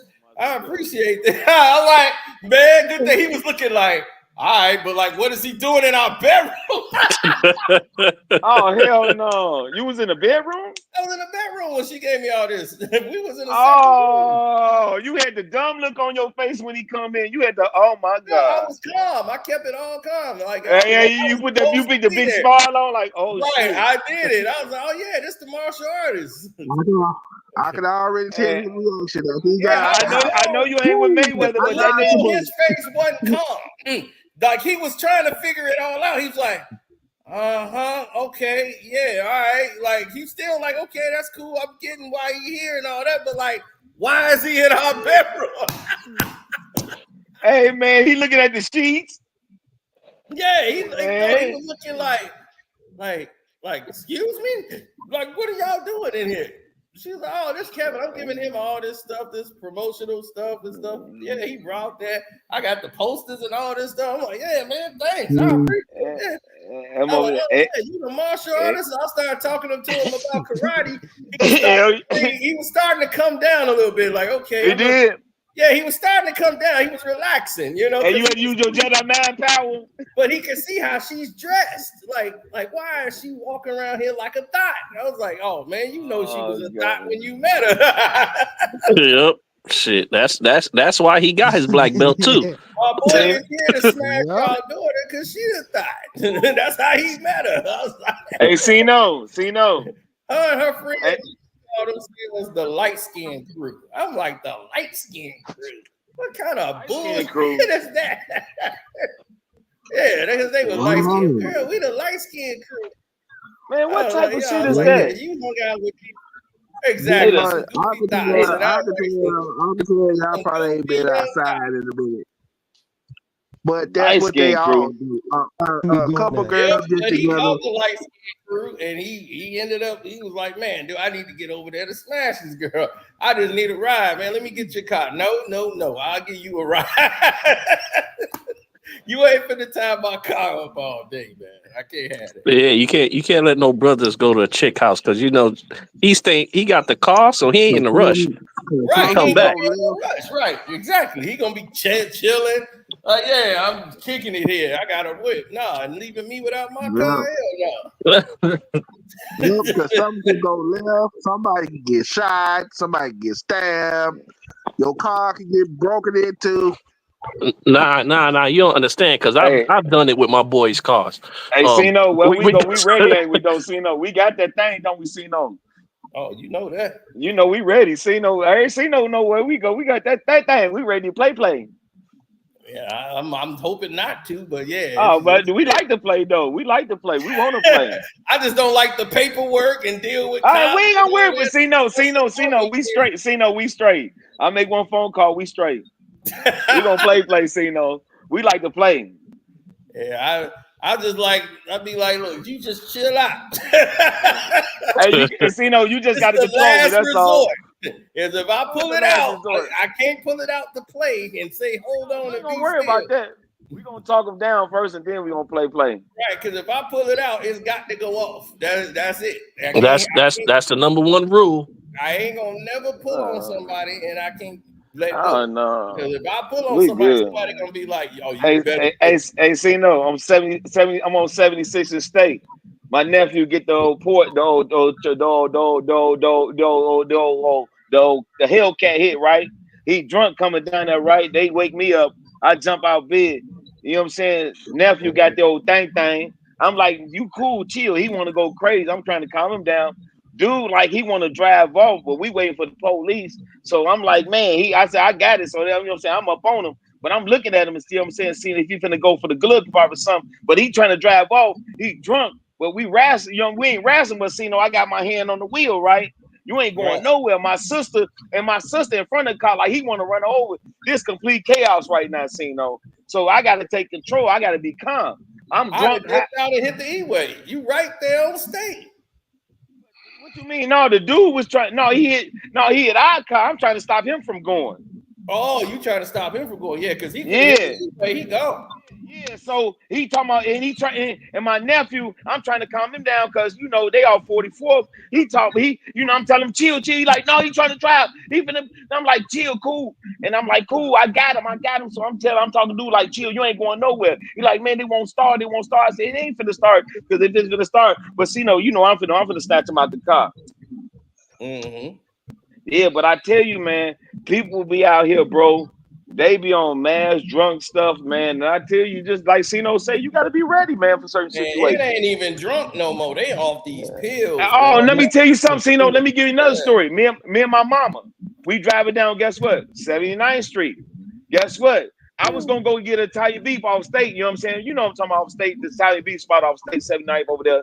I'm grabbing Italian beef. But you know what I'm saying? She told me, no, let's go home. I'm like, oh, can we really go back to 76? So boom. You know what I'm saying? I'm coming down there. She driving.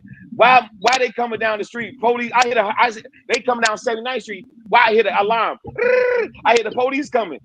Man, look, they coming down there speed. Some youngers in the car. So, you know, she's screaming. I grabbed the wheel and I said, move over, move over. I grabbed the wheel so we can get over because you know what I'm saying? We over there by the Dunkin' Donuts on 79th Street by this boom. Man, why I looked, you know, it started in slow motion, you know, why I'm looking at them. See, they was all in there, man, laughing, you know, they was laughing, you know, looking their head out the window, going, I'm like, and somebody said, they finna crash. Damn. They be wilding out in the city, though, now. You got to watch out. It get crazy. Well, if you going over there, you should have just went to Azolas. I know, Cino, but I ain't gonna lie, Cino, guess where I was at, Cino? Where I went to Duke's on Saturday night. Oh, I ain't doing that. Not in hey, yeah, you know like, I'm on Duke. I go to Stony Sub, and that's it on Stony Island. Yeah, that's about as close. I ain't gonna lie. I ain't gonna lie. A lot of my youngest got smoked over there too. Yeah, it's the moles over there by Stony Sub. Yeah, I'll never forget, man. I took the chick over there, and I was like, "Whatever you do not eyeball these girls. Don't go in there with these chicks would take that box cutter they got and dice your face up. And ain't nothing I can do to say. I'm gonna tell you right now. Don't go in there with this mouth. Don't say what you looking at. Don't roll your eyes. Just order your food. Damn it! Go in there, order your food. We getting it to go. Because she wanted to go in. I want to go in there. I never been in there. Oh, hell no. Hell no. That sound like Brownsville. Let me give you some Brownsville. You go up in here because I'm like, I know these chicks. Now, these are some gangbanging chicks. So I'm going to tell you right now. This is not your average thing. They got box cutters in their back pocket, and they will slide that thing and lift that thing up. Looking for a reason. Do not go to certain gas stations. Your ass gonna find out. Hell no, you don't go to no gas station in the city. Oh, see, no, I don't go to no gas station. My mama, my mama said, my mom was like, going up there to the gas station. I said, you crazy? Right, you gotta go to the gas station at 7 in the morning. You go to some gas stations, it be gangs up there like, dog. You gotta pay to the gas station. You gotta pay taxes. You gotta pay taxes at the. Man, dog, they be taxing these dudes. They be coming up there. Dudes like, what? Yeah, you gotta run me some tax. You want to use my pump? Hey, Cino,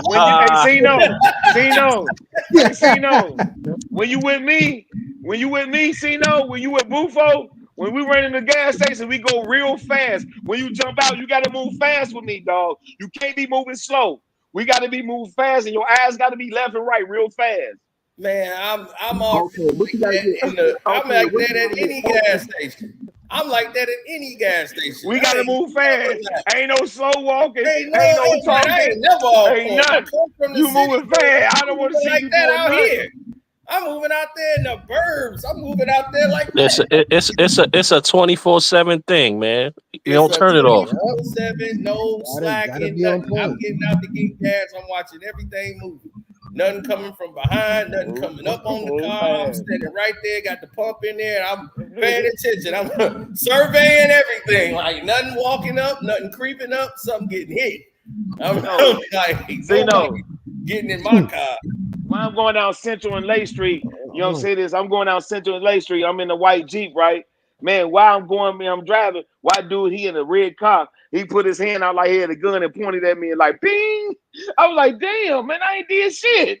He just pointed the gun at me. Because, you know, Cino, when you got on white, you in a white car and on west side, you know how it goes, Cino. You're a target, right?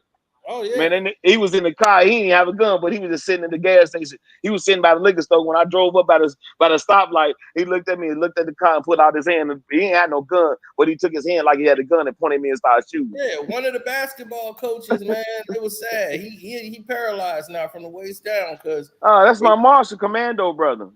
Yeah, he got shot up. Yeah, that's my brother. Yeah, he got shot up because they mistakenly thought it was him. He had a white car, and they thought it was somebody else, and they shot up his car. Damn.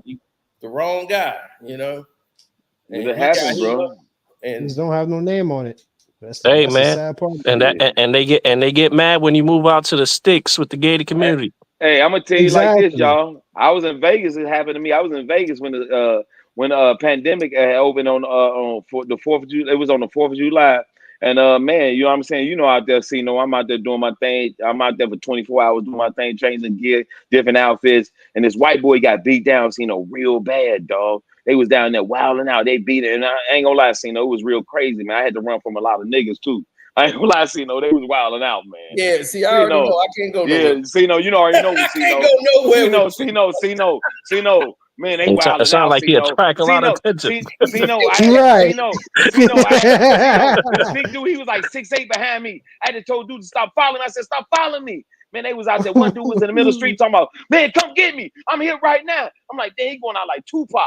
Well, I'm saying it'd be crazy, bro. I'm just saying. I can't go nowhere with you. Dude, I ain't gonna lie, I ain't gonna lie, I just got 2 hip replacements. I was out there with Lil Smoke, Lil Crazy. I had their mama too. Damn. They got amphetamines. They was out there. Wow, I got their number, dog. I gotta get these little crazy people number, dog. You never know when you need it.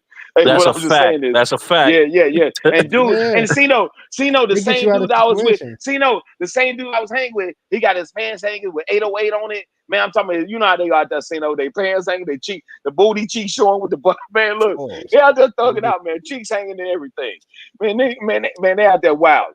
They was wild on that day, bro. I ain't gonna lie, dude, something happened. He just got to talking. That's like I was hanging with dude all day, but he got the wild now. Was like, yeah, I'm tired of everybody. Man, he just talking about, everybody was talking about because he was out there doing his thing. You know what I'm saying? He's like, I'm tired of everybody trying to be on me, man. Hey, this going down. He just got to walking around in circles, and I'm standing there, and I got 2 bad hips. I got to go because I can't fight. So he got to working like he was finna still on me. I said, shit, let me go. Man, he got the crowd came around. I started walking away real fast. It's like he was gonna hit me. Man, dude, I can't do it. I'm in Vegas by myself. If he hit me, I'm dead. I got 2 bad hips. Man, he walked, you know when they walk around twice when they get taking off their shirt, what you do, I gotta go. And it's the same dude I was hanging with all day. But there's the one who will hang with you all day, be the one that beat you, that they use you for a target, bro. Oh, for sure. Damn. Yeah, dude, it's the same dude. He was like, yeah, dude, yeah, we was hanging. He had his gear on. He was out there hustling, doing his thing. We just out there. I met some women out there, man. It was crazy, bro. After the COVID situation, man, it was a lot going on. And I'm gonna tell y'all right now, it's going on right now. Watch this election right now. They got the P. Diddy thing going on. All this is just distraction. Y'all finna see what's finna happen. You gonna see. You got storms going on. The big part is finna hit in a minute. Yeah. Get ready. But know what's finna hit. Yeah, but Cino, what you think? What you think about Bronny just forgetting about offense and just teaching them defense only? Well, that would be great if he was good at it. You could teach him. No, because I'm saying like he defense is more about effort than skills, because it's gonna take a little longer for him. It's gonna take a little longer for him to work on the offense, because it is, if he even get it at all. He should be in college right now. That's the problem. He shouldn't even be in the league right now. Nah, he should be in Kai Cenat house playing games. When the season starts, listen to me, y'all. Nice. When the season starts, they're gonna only put Bronny in there when they win and they're blowing somebody. He'll only get between 4 to 5 minutes a game, and that's it. He'll only play with his father. They'll maneuver him in. You know what I'm saying? They'll microscopic him in. They'll only use him in for like when they blowing him out. What I'm saying is a business. They'll only use him for only certain situations. Right now, we're just building the business. We're just using for micro. We'll see what y'all talk about in NBA on YouTube and all that. But they'll only put him in situations. But in other words, they're trying to build it. And what I'm saying is, it's like this. If I was playing, if the light on me, they're going to tell you like this. I've been in situations like this. I played a lot of ball. I don't want to talk about that. See, no. They'll tell you, you know what I'm saying? Take your time. Don't do too much. Pick your situations, and you got to maneuver yourself way in. It's difficult and harder than y'all think, because you only get so many shots. You got to pick and pop your shots. So he's under a lot of stress. But what I'm saying is, he has to overcome that point of where I'm saying is, forget it. I'm going to man up And what I'm saying is, like Sino said, go to the hole and be a man and stop running away from it. See, he just, you know what I'm saying? He's shooting. He trying to ease. You can't ease your way in. Like Sino said, you got to go to the bucket. You got to do certain things that he's not doing. Is I'm lying, Sino? No, no, I'm just Sino, saying. is I'm lying? I'm trying to be nice. I'm trying to be nice on bro. I'm trying to be nice with Man Bronny up. because he had his I heart know, attack but and he's all not that. man. You But got to but go to the hole and he get your don't eyeball listen on the busted. real. As a basketball player, he don't got no game. He just like his father. He don't have no handle, and he don't got no jump shot. So like it's going and he don't and on the worst part, he don't got the height. To hide all of this He bad kind of stuff. short though. And I'm the gonna thing So is, I like. don't want to get on him hey, because hey, he hey, a hey, kid and all that, but he Because you finna be. can't be short and not have skills. he don't want to get hurt, dog. I'm gonna tell you one thing about the NBA. Y'all listen. One thing about the NBA, you good if you help, you hurt, you can't do us nothing. I had guys who played in the league and went and tried out. You know what I'm saying? Had great game. They twist their ankle. God damn it, you going home. Is I'm lying? If I'm lying, No, Cino? that's a whole fact. Not really. I ain't Yeah, lying. if you Is I'm twist your Cino? ankle, sometimes you hurt. They Cino, sit it's you up. gone. You They gone. send you to the If G Bronny League get hurt, and then you find yourself overseas. if Bronny get hurt right now, anything happens, we need him to. We just don't need. Cino, we just don't need him to get hurt. Is I'm lying? If he get hurt, Well, we if he can't get market hurt, him. he ain't gonna sit down nowhere. We He's can't already market him, signed. Cino. We can't market him if he Those get hurt. guys, But you can't market bad product. I don't care. well, The you product, you I the mean, they see it gonna product do is. now. it. They're gonna Listen to force me. it. The They product already is. doing it. People want to see. I don't care. The kids want to see LeBron and James. That's it. That's a They fact. don't care. So what I'm saying is, we don't want you to get hurt. What I'm saying is, I'm protecting my product. If you my product, I gotta protect you. I don't care. I give you 5 minutes. Just don't go to the hole. Don't do nothing strange. But This is look, what I gotta tell them. but here's the thing too. It's bigger than that. Like people are tuning in to see him fail. So that's what I'm saying. He's often I gonna be there. know. That's what I'm saying. So he's oftenly pushing the social media narrative, and then the Lakers, he's wearing a Lakers jersey. So they do brand marketing that way. They're just marketing him off his brand because he's connected to his father. So they putting him in these positions because all the attention gonna be on him, even though he sucks right now. And he's not an NBA player. So, but they still We all gonna make know that. it off him. Well, right now, I'm just saying, as right now, his production, they just put a guy, they benched him for a guy who was undrafted. Because this guy's basically a walk-on. That guy played. Bronny, he took Bronny's minutes. They benched Bronny and put this guy in the game. So That won't happen again. But right. let me tell you, no matter as a fan, as we fans, we don't have the money to go against it. That's all. No, you can't. I mean, the thing is that I don't have them. I don't they have don't me and want you. you to If go me and against you it. can get They an love NBA you team, talking if about me and you Bronny. can get an NBA Good team, or we can bad. fuck their ass up. Now, if you're not talking about it at all, that's a problem. They want you talking about Bronny. They's like, talk about Bronny. Talk about how good he played and how bad he played. But talk about Bronny. Like they say, good. Right. Like they say, bad press, good press. As long as you get press. Right. Because Hey, people catch your want to question. tune in to watch Bronny play to see if he sucked. They want him to suck. That is content for them. If Bronny sucks it up again, oh baby, it's gonna be more videos coming. People are gonna be lined up to bash Bronny James, and they love it. Lakers is like good. They're gonna keep that Laker logo. They're gonna keep the attention on Bronny. His name gonna be trending. They love that because it's gonna trend the Lakers. But is the Lakers gonna be good? And that comes down to wins and losses. That brand marketing only does so much. When you don't win, that's gonna hurt you because the real poor Laker fans care about winning. And this is the part that everybody's missing is that LeBron ain't packing them in no more. And I was like, no, he's not packing them in like that. They're exhausted from him. The Lakers are not selling out. Now, Laker fans don't like. I mean, listen, Laker fans are proud of him. Don't say Laker fans. LeBron fans. Laker fans. I'm talking about the Laker fans, not the LeBron fans. You can get a ticket to a Lakers game. Like some of the prices are astronomical, but it depends on who they playing against. I ain't gonna lie, WWE Curry and Golden State, then those prices will be up. But Steph will move the market because you playing Golden State and Steph and Draymond and all of them. You play Giannis, you playing Kawhi and them, the Clippers game, the price is gonna go up because of who you playing against. But LeBron ain't pushing the needle. Michael Jordan was selling out no matter who they played. They could be playing Cleveland. The game's a sellout because Jordan's in town. That's how you same thing with Kobe. Same thing with AI. Okay. Can I change the narrative? Right. Let me push the narrative right now. I want to talk about Philly. Give me Philly right now. Give me George Paul. Give me the playoff Pete right now. Give me playoff Pete right now. He had 22. P-U-S-S-Y, right? You trust him in the playoffs? P-U-S-S-Y. He said it right. Playoff P-U-S-S-Y. Hey, he just forgot the rest of the letters. Cino. Give me Philly, Cino, please, right now. Philly. Listen, I don't know about MB because I seen him choke when it was time. So yeah, I wouldn't be surprised if Boston. I wouldn't be surprised if Boston go back to the finals, but at the same time, did Buffo say something right? This is a Lakers. Nah. Listen. But this is the way it's constructed, Philly's supposed to go. Supposed because to. Embiid don't have nobody on the East to stop him.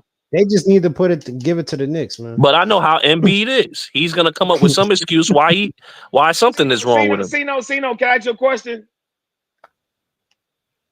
Go ahead. Do Embiid? Is one of his legs shorter than the other? No. My fault. That was my fault. That was somebody else. My fault. I was looking at someone in the NBA. My fault. That wasn't him. My fault. We just know the Knicks not going. So I just know Cino. Here you go. I just know Cino. Oh, you gotta respect. Listen, you see the product out there. Stop playing. Yeah, and I seen it, and I'm putting it back on the shelf. Yeah, okay. You see the wing stopper. Stop it. What wing stop? Do you see, man? Who has Bridges ever locked down? He blocked down a few people. Like who? A few people. Man. You know, when he was with the Nets. And then man, y'all don't understand how soft. Listen, Julius Randle wasn't all that, but he didn't make y'all soft. Sure. This guy is gonna make sure he gets fouled out, so he won't get the blame. And he's gonna have like 10 points when it counts. Who's gonna make sure they foul? Who? Catman. Oh, listen, we gonna disguise him. You know what I'm saying? We're gonna. Who? I like the spread. Listen, I like the spread that the offense that they're running. It's gonna be. I'm telling you. Yeah, it looked like a D'Antoni show. No, that's not. Really? Hell no. We play defense. Really, I got the Boston. Really, I got the Boston in the night. Hey, so you paying attention? The reason why I said it looked like a D'Antoni show is because they playing small. I got the Boston in the Nuggets. Cino be saying that Jalen Brunson with the Nuggets. I don't see the Nuggets ever going back to the championship ever again. I got the Boston in the Nuggets. I don't see the Nuggets going back. Jalen Brunson in top shape. Yeah, I'm seeing it right now. He's saying he is, but we'll see. All right. Yeah, man. Nah, man, don't sleep on Phoenix. They got a point guard now, man. It's not even about him in his shape. It's his playing. Phoenix. Phoenix got a point guard now. It's about his playing style. Man, KD get high. KD gonna get tired. He don't want to shoot. He tired. He ain't got no help. Nah, you're not understanding. They got a point guard to get KD in them spots. I don't care that fake ass muscle. What's his name? It's Cole. It's left hand wing. What's his name? I don't know his name. Well, I forgot his name because he come on and off. Who he got his sidekick? Who KD's sidekick? All right, yeah. Are you talking about Booker? Who KD's sidekick? I just said Booker. You talking about Booker? Devin Booker. Booker. You got Booker and Bradley Beal. Look. You got Bradley Beal and you got Booker. Nah, but they got Tyrus Jones as a point guard, so he gonna control that. Bradley Beal is trash when it comes to the game. Booker is a question mark, and KD he's tired. Nah, the reason why Booker looks so bad is because they had him playing point guard. He's not a point guard. Wait, who's their point guard? Tyrus Jones. Drake. That's a good point guard, though. That's a good point guard. What are you talking about? Tyrus Jones is one of the best point guards in the NBA. But, he's a good point guard, but he's not a starter though. You're not understanding. He could get them into spaces where they're normally at. They're going to be worrying about shooting instead of trying to set somebody up. So it's going to be a little different this year. We'll see. Yeah, no, you're right. But it's going to come down to help as well too. I mean that's always the wild card, But the health. but they're definitely going to go to the playoffs for sure. Yep, this But that that's night I exactly told y'all what we're about. missing. Remember I told you in Vegas, this is the night I told y'all about. When I went out there not knowing what the hell I was doing. Hold on, Cino. I'm not. Yeah, Cino looking like let me get my glasses. Let me get my strong glasses. blood out there. Yeah, I told you. Yeah, Cino, he was like, "Yo, who is this dude?" I forgot what I was doing, dog. Cino was roaming around like he was MOB. Dog, I'm in red, black, and gold, dog.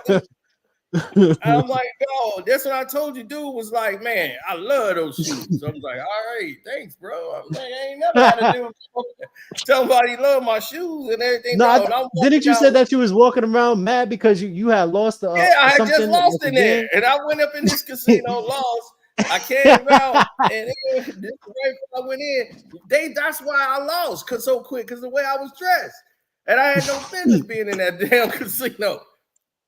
They wanted me out there. They wanted to make sure I lose and get me. They like, lose, get him out of here quick. I'm gonna tell you the truth. Hey, Cino, they thinking I'm blood. Right, they thinking I'm blood. Hey, Cino, you know what I found out? In the words of Whack, Paru. Yeah, you know what I found out too? I scared everybody. Yeah. They was like, something wrong. Cause dude by himself. Like, dude by himself walking up and down. Like, dude, it was a group of them. Like, hey, you got that red on, Cino? I just should have been with you with some red boot for we in that bitch blooded out, nigga. Let's do it. Man, I was in there like this, dog. This call. You needed some blood. We need to be on all red, nigga. You need some red. You need all red. Hell no. I went off the strip. I'm like, I'm gonna cut through the alleyway, So you went to the alley? Yeah, I went to the back way. That's what they was like. Oh no, this is setup. That's why they didn't even touch me, dog. They was like, let him go. No, this is setup, B. This is setup. I'm like, God was on my side that night because it was like, damn, there wasn't no setup. It was just, they couldn't believe it. Because that's what the dude was like, dude, what you doing, man? You flaming up the block. Yeah, you flamed up, man. Yeah, they call it flaming. When you wear like red, like red, yeah. Hey, what was that? What was that, Cino? It's Vegas. Make sure I don't go there. Yeah. Hey, I ain't gonna lie, Cino. I didn't have on no blue or red. All my shit was like my shit was white. My shit was like light blue. My shit was, I'm talking about the California colors. I ain't no blue or red, bro. Flaming up the block, dog. You flaming up the block. Yeah, dog. I made sure I ain't having no red or blue. Nah, but this the thing too. Even though he flamed up, he could be Crip too, because they disguised themselves like that. So light blue. What about light blue? What about I had on light blue? Yeah, that's the 90s, B. Yeah, I had light blue on, white. You know what I'm saying? I had the orange. I had, I wear colors, man. Make sure I'm like a skateboarder. Fuck that. Yeah, you got to go army fatigued out, man. That's the same colors. God was on my side right there, so I was like, God was on my side right there. Nah, for the most part, when you out there, man, as long as you on point, you'll be all right. But sometimes we ain't going to get no chicken. Nope, I don't want no chicken. All we doing, look, we ain't sitting on no balconies outside eating. Nigga, we in there by the bar. Matter of fact, look, man, we gotta look at everything. Hell yeah, man, bro. You don't go to California, bro. You don't go to California and turn your back nowhere. Yeah, that was some crazy times, man. I miss those days. I still have those days. He said, I still had them days. I'm gonna go to Houston. I'm gonna go to Houston too. I deal with a lot of different people, man. It'd be crazy out here, bro. It'd be crazy, man. I gotta stay away from. No, I'm saying that. And I'm just, man, my cousin, they just came back from the Fabric Dish in New York. She went somewhere to see Usher. She went to New York to see Usher. She just got through seeing Usher, went to the Fabby Dish and did some things. I got to go to the Fabby Dish. There's a lot of places I got to go back to and just, you know how you got to go back and hit and do things you did. You got to go back and do again. Yeah. Everything changed in time, bro. I had a buddy who worked at Forest City, man. When she fine. Who that? Oh, hold on. Damn, I missed. Who Excuse that? my language. Who is that? That's Dolly. Dolly. She sound like a porn star. Is she a porn star? No. I ain't gonna lie. I know a lot of them. He smashes like one. Hey, you don't know nothing about my fault. I ain't gonna say no names. She gave me. Hey.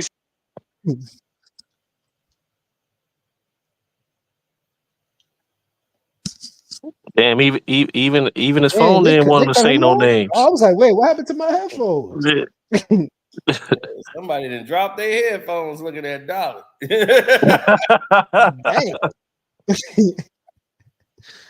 No, I thought it cut off. I was like, because I was hearing him speak, because I'm not even looking at the screen right now. I was like, damn, what the heck happened? What y'all think about that What y'all think about that Klay Thompson signing, man? Clay? Okay, your audio dropped out. Klay Thompson. We gonna see. He all right. Yeah, I think he's gonna take he's gonna get back to himself, but not like, you know, not the championship Clay, but you know, he's gonna definitely do his thing. No, I'm just trying to figure out how that's gonna work, because you got two ISO scorers that's not trying to move the ball. Well, he's a spot up shooter though. All you gotta do is pass it to him, and he could shoot that ball. Yeah, but it's just that. See, that's what the Lakers needed, was a Klay Thompson. But thank God they didn't get him. You know, because I ain't trying to help LeBron out. Hell no. But you did see how my boy LaMelo Ball did Brunson dirty, right? I told y'all, LaMelo Ball 2024. He gonna make the All-Star game this year if he don't get hurt. You know what? I was thinking about you during that game, because I'm like, yeah, this is your favorite player. All he do is get a whole bunch of tattoos and stuff like that. I'm telling you, that boy is nice, right, man. Here. Y'all sleeping on him, man. Jalen Brunson was cooking. Yeah, my Hawaiian girlfriend, man. Damn, that's crazy. My Hawaiian girlfriend, man. Damn. Yeah. Okay, bad. What's that, in Hawaii? Yeah, that's Hawaii. Oh yeah. It looked like there's a couple of things behind you too. Oh yeah, this is Pro Bowl, all the women there to get players and stuff. And hold on, this is the Sino Avelli era. Oh yeah, Sino Avelli. I'm in top notch shape. That man Sino said, "Man, in '95, I just want to apologize to all the girls that I know." Let them know, Sino. These cats ain't outside, man. Yeah. So that was my Hawaiian girl there, boy. I was like, I pulled that one in Hawaii, and I was like, damn, I left her on the island. I gotta go back. Hey man, you should have left something on the island with her. I don't know. I probably got a little Hawaiian baby.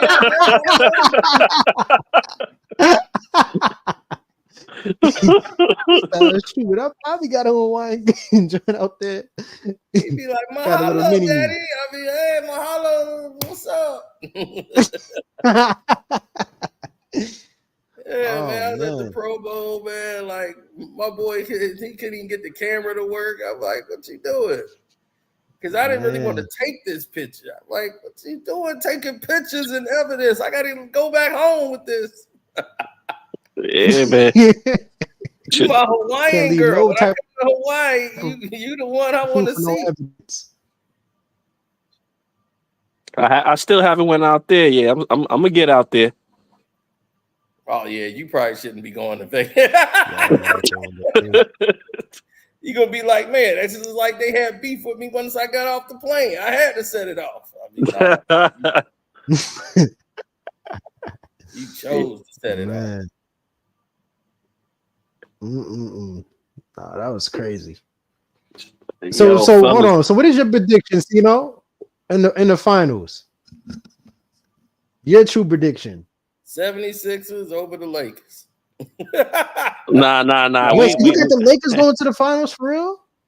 No, I'm going along with the conspiracy theory. And I'm like, yeah. Nah, I'm telling you, if they give that boy, if they make him tie up with Kobe, man. No, that's bullshit. I'm sorry. That's bull. He's supposed to stay where he's at. Not with this team. I'm sorry.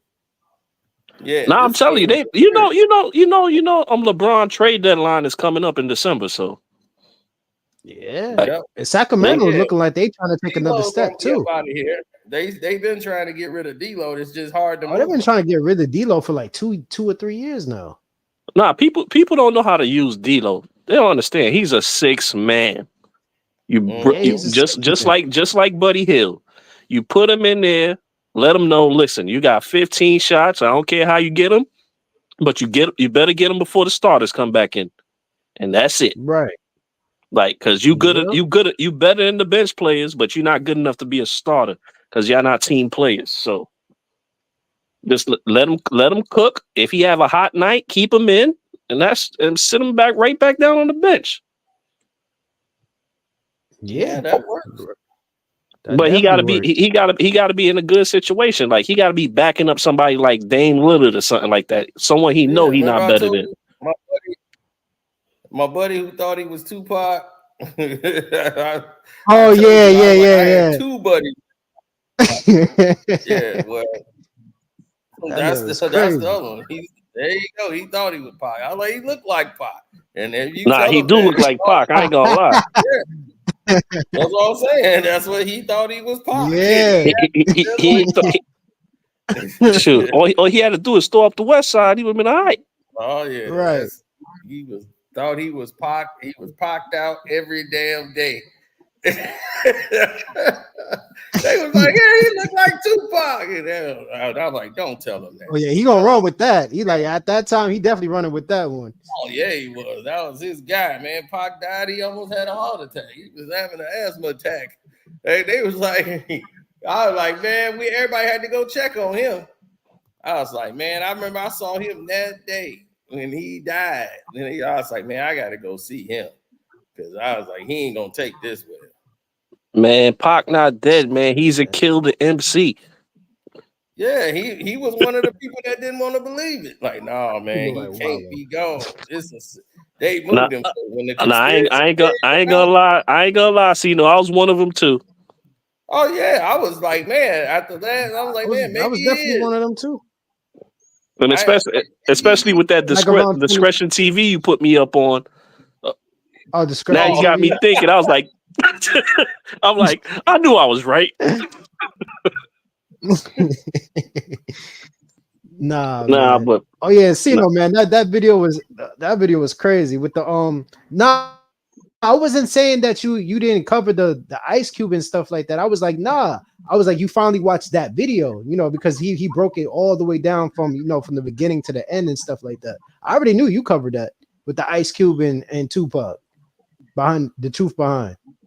Yeah, I'm like, my video inspired his video. Nah, but I can't believe he ain't put Tupac. I get it. He's not your favorite or you hating on him, but he not top 15. Like, come on, man. Oh, that's jealous. And then he left it open. He left it open on purpose. Bro. We gotta stop. Y'all gotta stop. Y'all, this no. Not everybody's gonna have Tupac in their top 5. Stop it. Yo, bro, he's the best 15. Rapper of all time. Top 15. He put Snoop Dogg. He put Lil Wayne. He put who else? He put. Listen, Pac is the best rapper of all time. Put other rappers. Boy, not. Stop it. Facts. Who's better than him? Hey, hold on, man. Hold on, man. You made it seem like Machiavelli wasn't. You know what I'm saying that heat. Machiavelli was on fire. Yeah, but it's an angry album. Like, dog, we talking about greatest albums of all time. Machiavelli ain't that. It's an album that helped. I was going through a breakup at that time, and the anger I felt, that Machiavelli album got me through it. When you want to work out, you put on Machiavelli. Nah. Listen, I'm with you, Cino. I'm one of them people that hated Hail Mary, and there was a couple. What? I'm not gonna lie, it was a couple of skips. It was a couple of skips on there. What else? Really Life of the Outlaw. Besides, Crazy. Life of the Outlaw, one of my favorites. I was For like, man, real? I couldn't. White Man's World. That I skipped except for Hail Mary. That's the one I don't listen to. I was like, all right, skip that. I do not. So that's like that's 1 out of 11. That's a great album. That song is like but you listen with me is he did that in 3 days. He did that in 3 or 7 days. Yeah, it sound like it. This man. No, it ain't like that. No. I'm saying like from the beat selection. It's some beats. It's some beats I don't like with Tupac. Tupac be picking some strange beats. All right, so All Eyes on Me is the type of like it was rushed. beats that you like and stuff like that. That album sound Gangsta Party, Ambitious as a Rider, Hearts of Men album. When I say best albums, I mean songs that really like connect. Like you really can go back and like really vibe with that. Yeah, there was no skips on Me Against the World.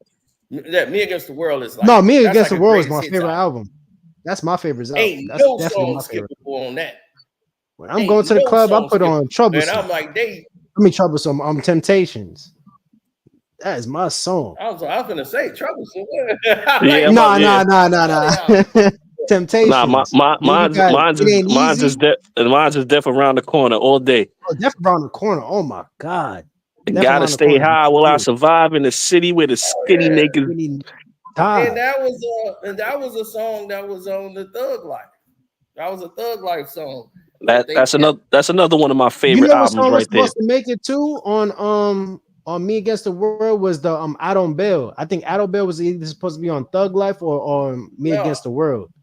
No, it was supposed to be on the other album, Thug Style, that never came out. Thug Style? Oh yeah. Yeah, Thug Style was the album. He had it done. He made Me Against the World from scratch. That's how crazy that was. He made that album basically while he was waiting on trial. Yeah, because album quick because he had a double CD made. Are You Still Down? Remember that? That's Thug Style. Are You Still Down? Yeah, Are You Still Down? That's the Thug Style album. I could tell from that. I could tell from that album. Probably Definition of a Thug probably would have been one of them songs. Definition of a Thug is on the soundtrack of Poetic Justice, so it was already out. Yeah. Yeah, that. He should have put that on the album.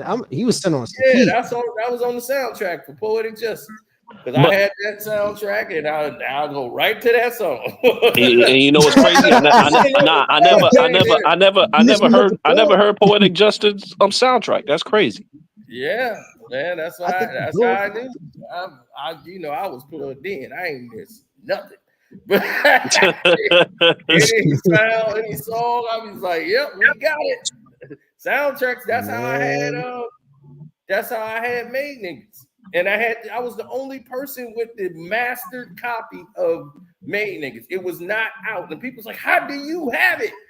How do you have a mastered copy?" And I would never let them know. They was like, it was one dude in the city that got it, and it was me because they didn't realize it was on a movie soundtrack. It was on Super Cop with Jackie Chan. Wow. Think about how crazy that is. Jackie Chan Super Cop. Made Niggas. What? Yeah. I didn't even know that. Nobody did. That's how I had it. And I had a damn. Like, dude, this is a perfect master copy. How did you get this on? Dude, I had to record this off the radio. I'm like, dog, I have a connection. Listen. He had to record it off the radio. I had to record it off of Ralph McDaniel video music box. Because yeah. And I had the original map. Dude was like, you got the original song already. I was the only dude. I had so many people trying to get in contact with me for that song. They was, dog, how do you get it? Where is it? I've been looking for it. It ain't in the singles. The record store said they ain't got it as a single yet. How you got it? Because you had to get the soundtrack. It was on Super Cop. I was like, nobody knew that because it was I'm like, no, I went in there. I saw the Super Cop with Jackie Chan. I saw the soundtrack. I looked on there and they said Tupac, Made Niggas. I was like, what? That's how I got it. And I never told them where I got it from. Who was the dumbass that greenlit that? Suge.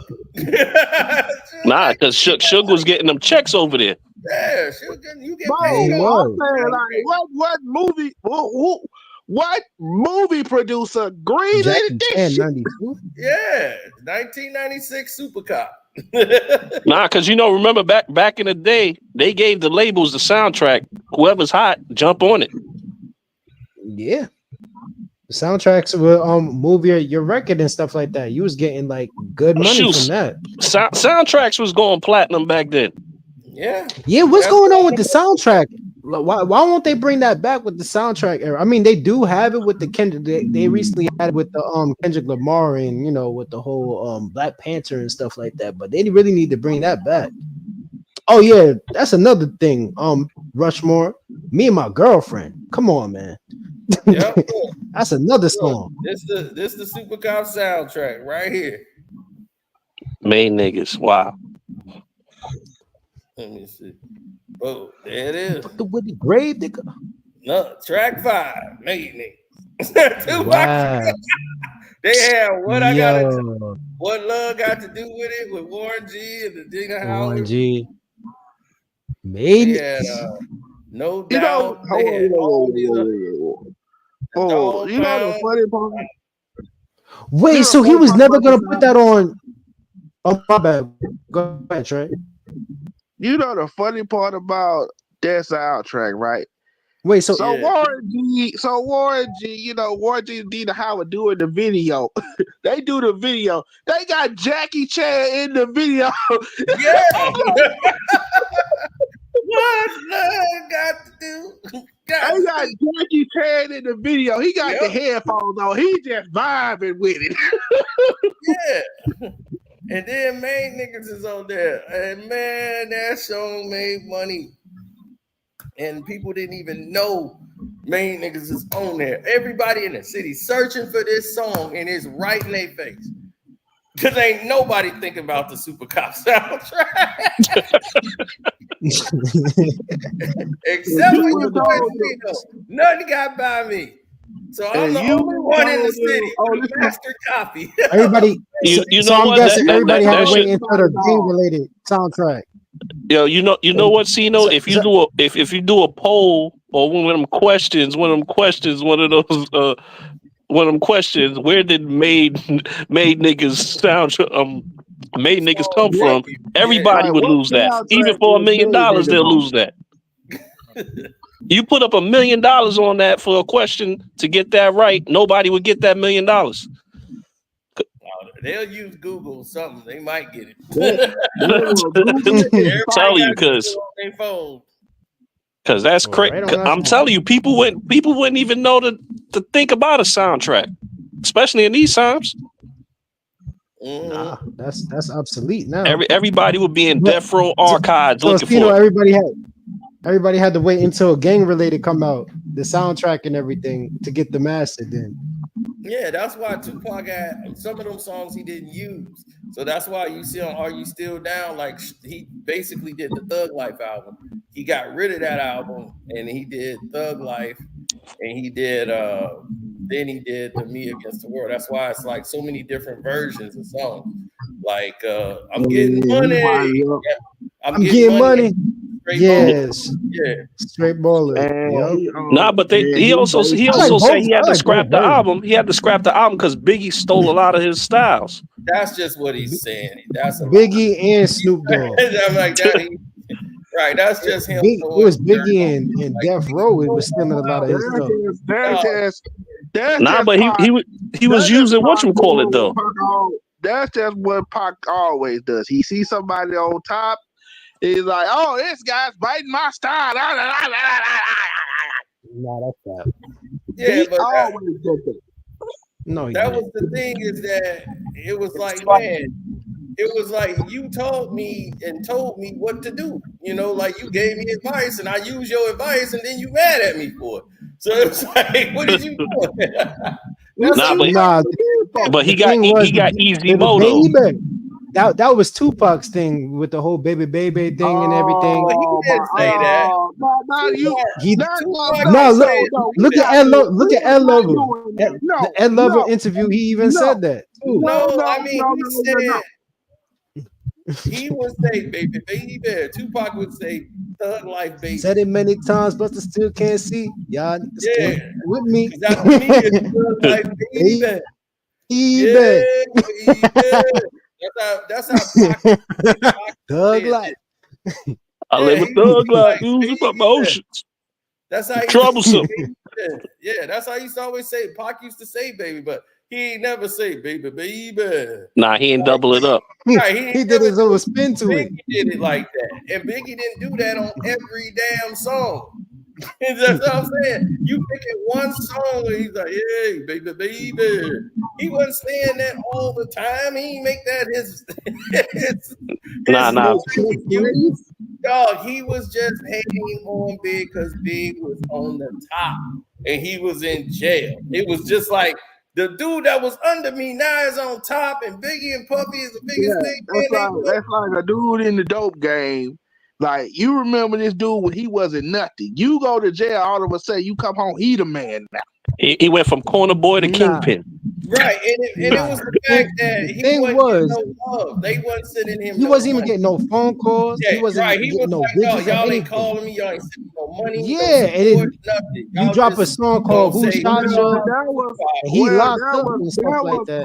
That was all that with him. Exactly. That was Puff doing because Cito did a video saying how he like Puff was trying to keep him away from Pac because Pac was quote unquote trying to either take or steal Big away from Puff, and Puff wasn't with that. So that was kind of Puff doing.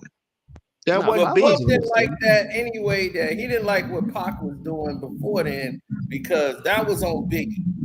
Before Bad Boy was in a company, but Bad Boy he had to wait. He was waiting on Clive Davis to give him the money so he can give him the money. Out. So they were recording songs, and he was like, Big's like, man, where the money at? You know what I'm saying? Puff talking all this stuff, and then we didn't put the mixtape up. We recorded in the studio. We doing all this work. Ain't no label yet. Yep. Right. So everything is just all talk. And Clive Davis don't remember that. Well, Clive is old, man.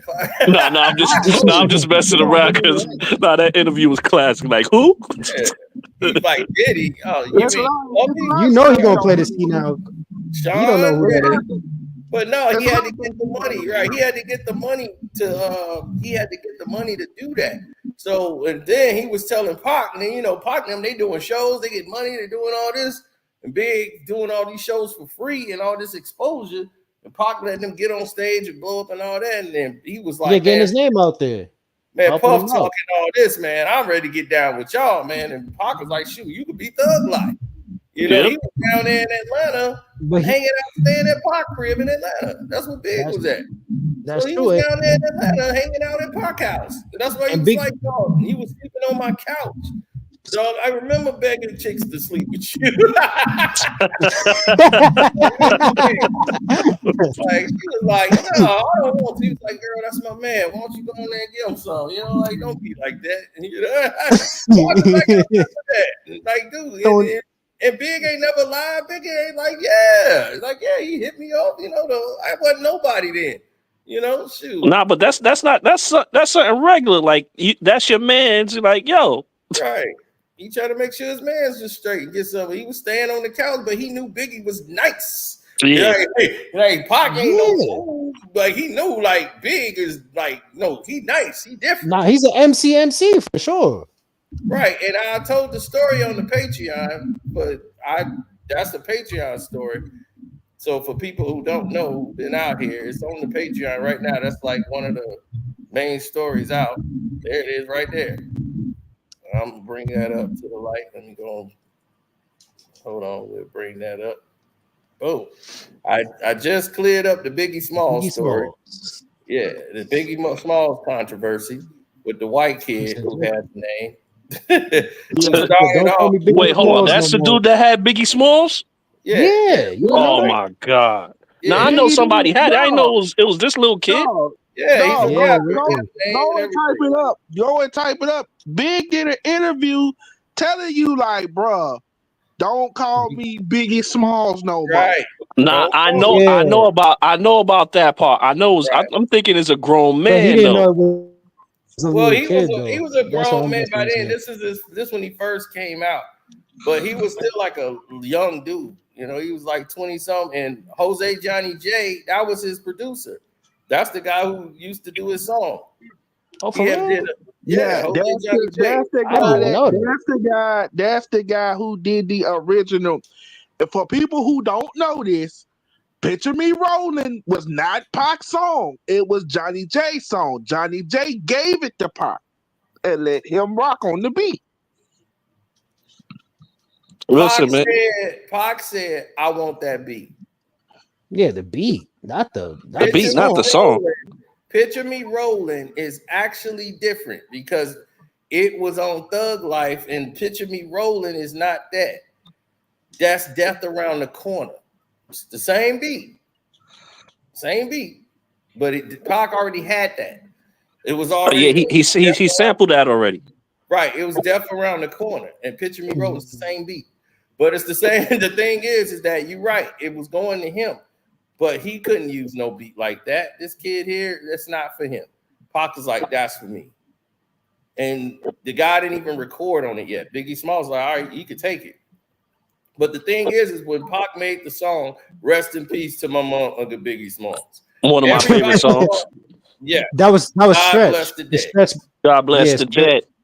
And worry, nigga. Don't worry if you see God first. Tell him God worse. I ain't mad. That helped the conspiracy, though. I ain't gonna lie. That did help the conspiracy, though. Everybody, it did. Everybody's like, Pac made a song about Big died. Yeah.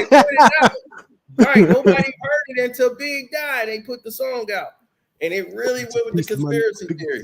And everybody thought he was talking about this white boy because Jose Johnny J and this white boy. So he thought he was talking about this Biggie Smalls and that he died. They were like, the white boy died and Pac made the song about him. I'm like, look, first of all, nobody knows if this white boy is alive or dead.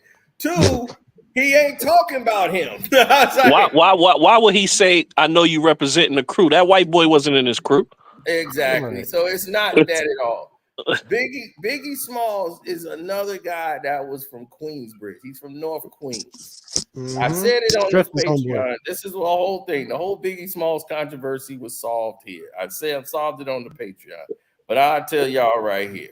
It was not what they think. It was done differently because that's a guy that was from North Queens. He rolled around with the crew that was with the Young Guns and Live Squad.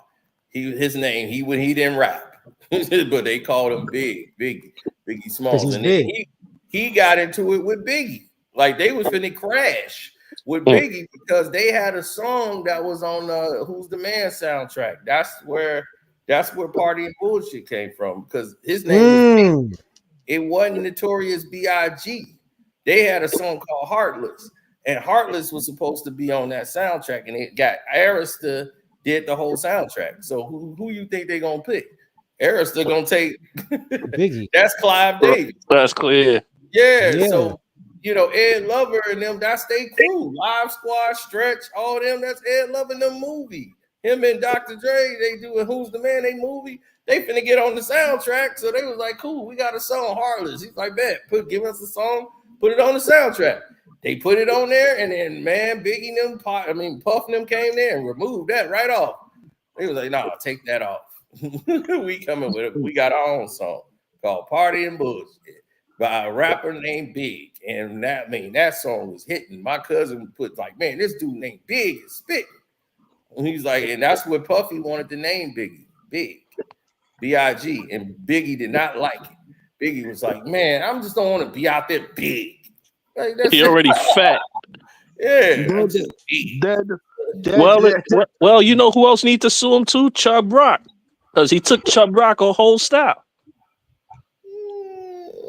Go look at Chubb Rock and then go look at Biggie. Fino did a video on that too.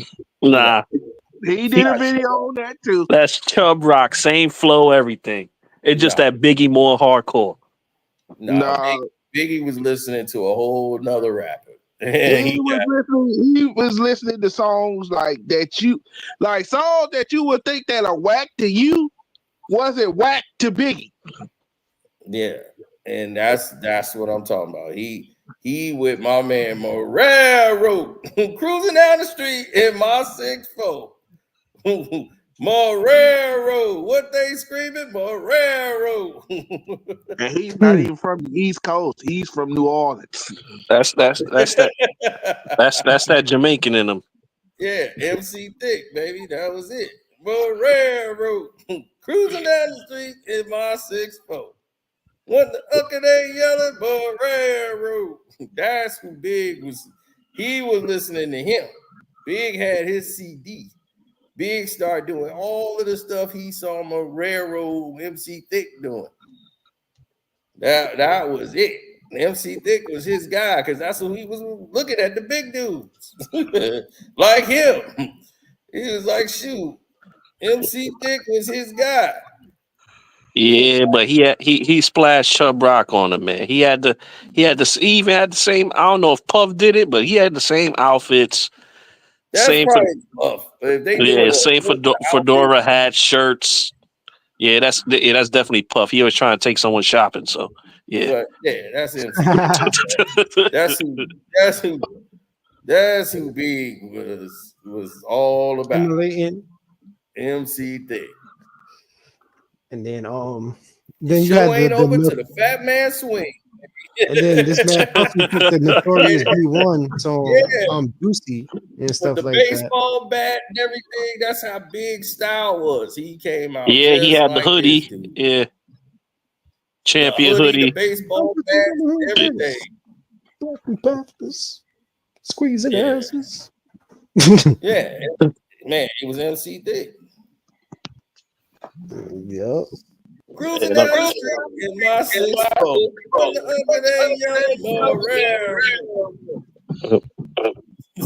And the game definitely would have been different if they was here, man. Oh, most definitely.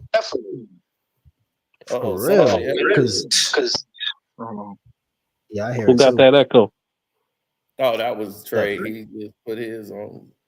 Yeah, the game would have definitely been different, man. I mean, shoot, it would have been at an all-time high. You know, the standards would have been high, and I feel like they would have took the game to a whole different. I mean, it was going to a whole different level, but I think it would have definitely the talent would have been still up par. You know. Yeah, those would have basically. Go ahead. Nah, go ahead. Oh no, they was definitely the how can I say, like the foreman? You know what I'm saying? You know. Yeah, they would have been the gatekeepers. You would have had to impress Biggie or Pac instead of Jigga. Yeah, because you had Machiavelli records coming out. You had most definitely. You had Machiavelli records coming out. You had Biggie's label and everything. You know, so it was going they was going start bossing up and becoming their own. You know, having their own label, and it was gonna move how they was gonna move and stuff. So we was gonna see them definitely do their thing. It's kind of like Kobe dying in a sense, because now all they're gonna do is look to LeBron. You know, Jordan not that type of person. You go ask questions unless you're on Team Jordan. So Jordan don't even want to be in the spotlight no more. He ain't trying to help you out. Kobe would come up. Kobe would give you advice. Yeah, but shoot, man. Let me get out of here. I gotta do some work over here. All right, do your thing, Cino. Yo, salute once again. Yo, peace, outlaw. JETS, man. Peace. Yeah.